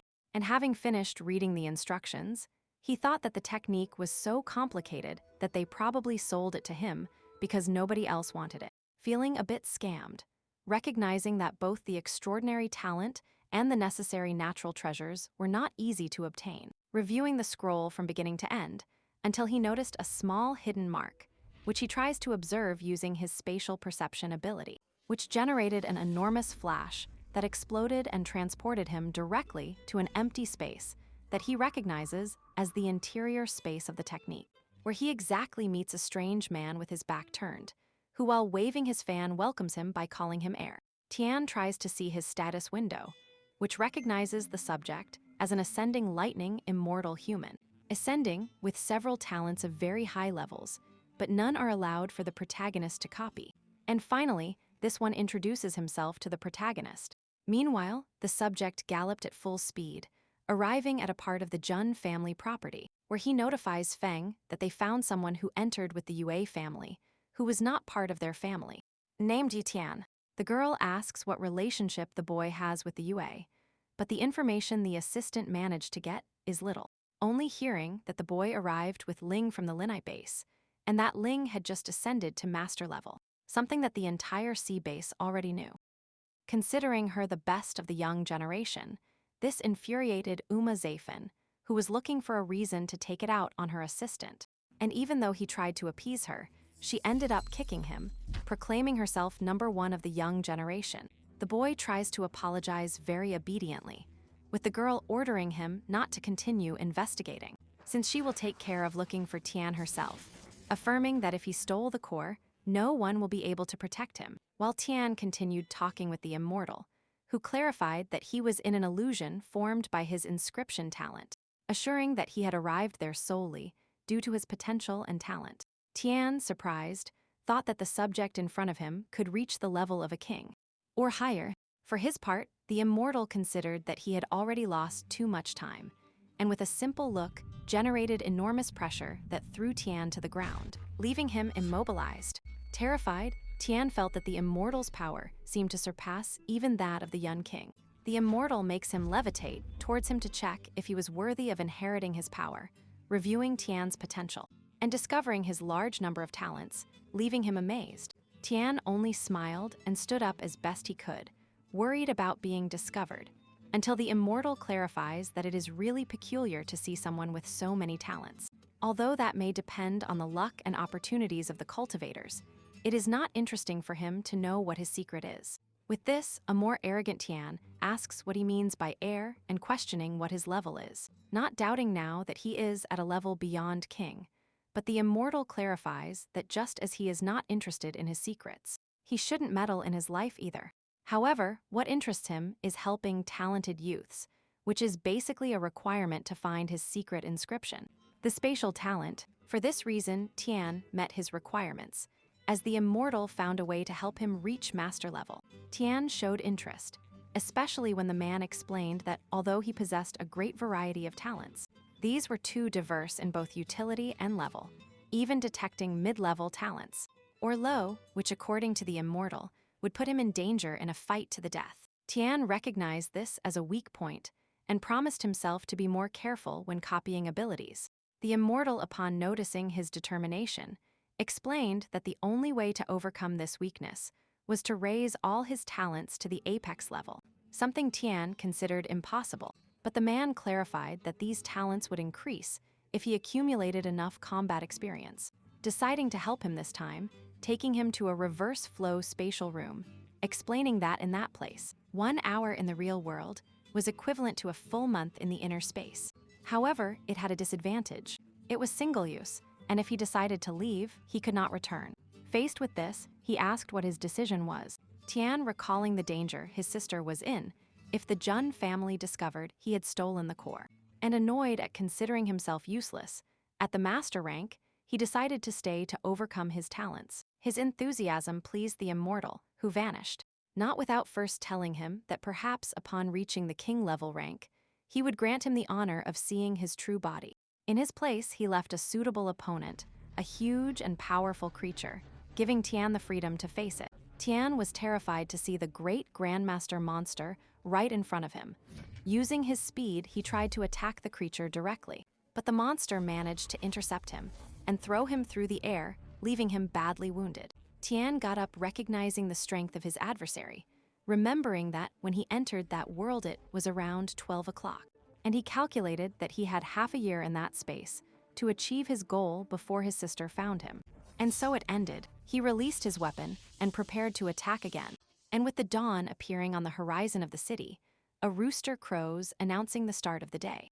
And there is a lot of movement in the city. Some merchants shout their offers, and others carry their prey. And at the Yi family house, Yu sleeps restlessly thinking about her brother. Meanwhile, his pets are comfortably asleep, and Tian remains in vegetable mode, holding Xing's scroll. While in the other world 6 months have passed, and his fight continues with another monster that seems to have entered rage mode, trying to appease it with blows, with his supreme force managing to destroy the monster and defeat it exhausted. But victorious, he fell alone with a new appearance and a renewed sense of power. When opening his status window, he verified that all his abilities had reached the apex level, however the creature was still alive. and it destroyed the ceiling, dropping multiple stones on him, which he calmly. Tian saw coming, taking out his dagger, and using his supreme sword technique, he controlled the weapon remotely to destroy the rocks, finishing them all to return to his hand, allowing him to teleport above the monster. And from there, he activated his supreme shadow assassination technique, finally destroying the creature, and marking his victory with a smile, just in time to wake up. And so, in the middle of his room, confused, Tian noticed that he had returned to the real world. At that moment, his sister entered his room to wake him up and invite him to eat together. However, upon seeing her, she cannot resist and runs to hug her, confusing her, believing that maybe she had a nightmare. But Tian simply feels that he hasn't seen her in a long time, although for him that is true. For her, who saw him yesterday, it is somewhat embarrassing, blushing upon hearing something so sickening, and pushes him away out of embarrassment, moving away, and promising him that she better let him starve to death. Tian, laughing, suggested continuing with the plan to eat together, and also to walk around the entire base. This made Yu rethink, who got excited at the idea of going shopping with her brother. Even more so when Tian promised that she could buy and eat everything she wanted with the money he had earned in the secret realm. So Yu happily went to change, while he admired the profits obtained in his training, feeling that he is getting closer to the master level. Later, they began their walk through the base market, which was huge. And on the way, Yeju suggested to the protagonist that he invite Lin, and to come home to eat, as thanks for her help, something Tian had already thought about before, thus spending the day with his sister shopping and haggling to get the best prices, until they reached a fountain that excited Yeju, since it was the first time she had seen one in her life. And so the afternoon passed, with Tian having a refreshing drink, while he made fun of the fact that his sister still couldn't drink alcohol, although she was more worried about the possibility of having to carry a drunk him home. And then, joking aside, Yeju admitted to having had a very relaxing day, agreeing with her brother that they both had enjoyed a happy day. But unknowingly, Feng Yun was waiting for them at home, annoyed for not having found Tian. Later, Yeju walked through the desolate streets, annoyed by how carefree her brother was in leaving her alone upon returning home. Despite this, she had Jin's protection, remembering how Tian had left her behind to go buy some things far from the city, ignoring her complaints. And as she advanced, she decided to hurry up and complain later, running quickly. As she passed in front of a subject with a demon mask, he noticed her presence and notified his boss Feng of the girl's appearance, who at first confused her with the master of the Yue family, but then realized, thanks to the sadistic girl, that they were just extremely similar. Jayu keeps advancing, not realizing she was being watched, until the purple little mouse came out of her pocket, who did not want to return inside, agitating Jayu and drawing the attention of the sadistic figure who was discreetly following her. Meanwhile, at the Martial Pavilion, Tian was buying a purification stone for warrior level, which Zia ended up giving her as he was a distinguished customer, improving the situation even more, gifting her a technique book upon learning it was for Jayu. This was to increase her strength, sending an employee to look for the book, but at that moment, Chio contacted Tyne, warning him that Yeyu was in danger due to the appearance of members of the Jun clan. This was enough for the protagonist to drop everything, warning the aunt that his sister was in danger, having to run to rescue her, using teleportation, leaving the girl astonished. Just when the employee returned with the book and didn't find him, but found the empty place, who ordered her to go to Ling to inform her that Yeyu was in danger, leaving her worried. And above the buildings, Tian was touring the place, annoyed by the idea that the Jun clans had done something like this to his sister, promising that if they touched a single hair on her, he would eliminate the entire clan, even if it cost him his life. Meanwhile, Yejio surprisingly saw little Jin transform into a combat panther to protect her. Upon the arrival of the psychopath and her assistant, Yejio asked them what they wanted. They affirmed that they were looking for Tian, or rather a thieving rat, and thus it began to rain in the city. Tian continued on his way until he finally reached the place where he felt the presence of his soul contract. There he found Jin injured on the ground. He rushed to help him and he, barely conscious, apologized for having failed to protect Yeju, who had been captured by the enemy. Tian picked up the kitten, and at that moment Chio ran towards him, apologizing for not being able to do anything. Nor could she prevent the kidnapping and frustrated, and in the middle of the rain, Tian recognized that it was his fault for having let his sister return alone. Assuming all responsibility, storing his pets in his portable space, and with frustration shed a tear while, with a sadistic tone, he promised to eliminate the entire Jun family, until in a flash Lin appeared, surprising him. Meanwhile, Yeju was thrown into a dirty cage in the Jun family dungeons, furiously hitting the bars, promising that her brother would come for her. However, the subject with the demon mask clarified that they had left the pets alive with the intention of them calling Tian, leading him directly to them. And shouting in his face, he tells him that it is all a trap in which they will eliminate his brother. Meanwhile, in the pouring rain and thunder, Tian lies on the ground, petrified at Ling's feet, and he observes him with an expressionless look and with apparent poison in his hands.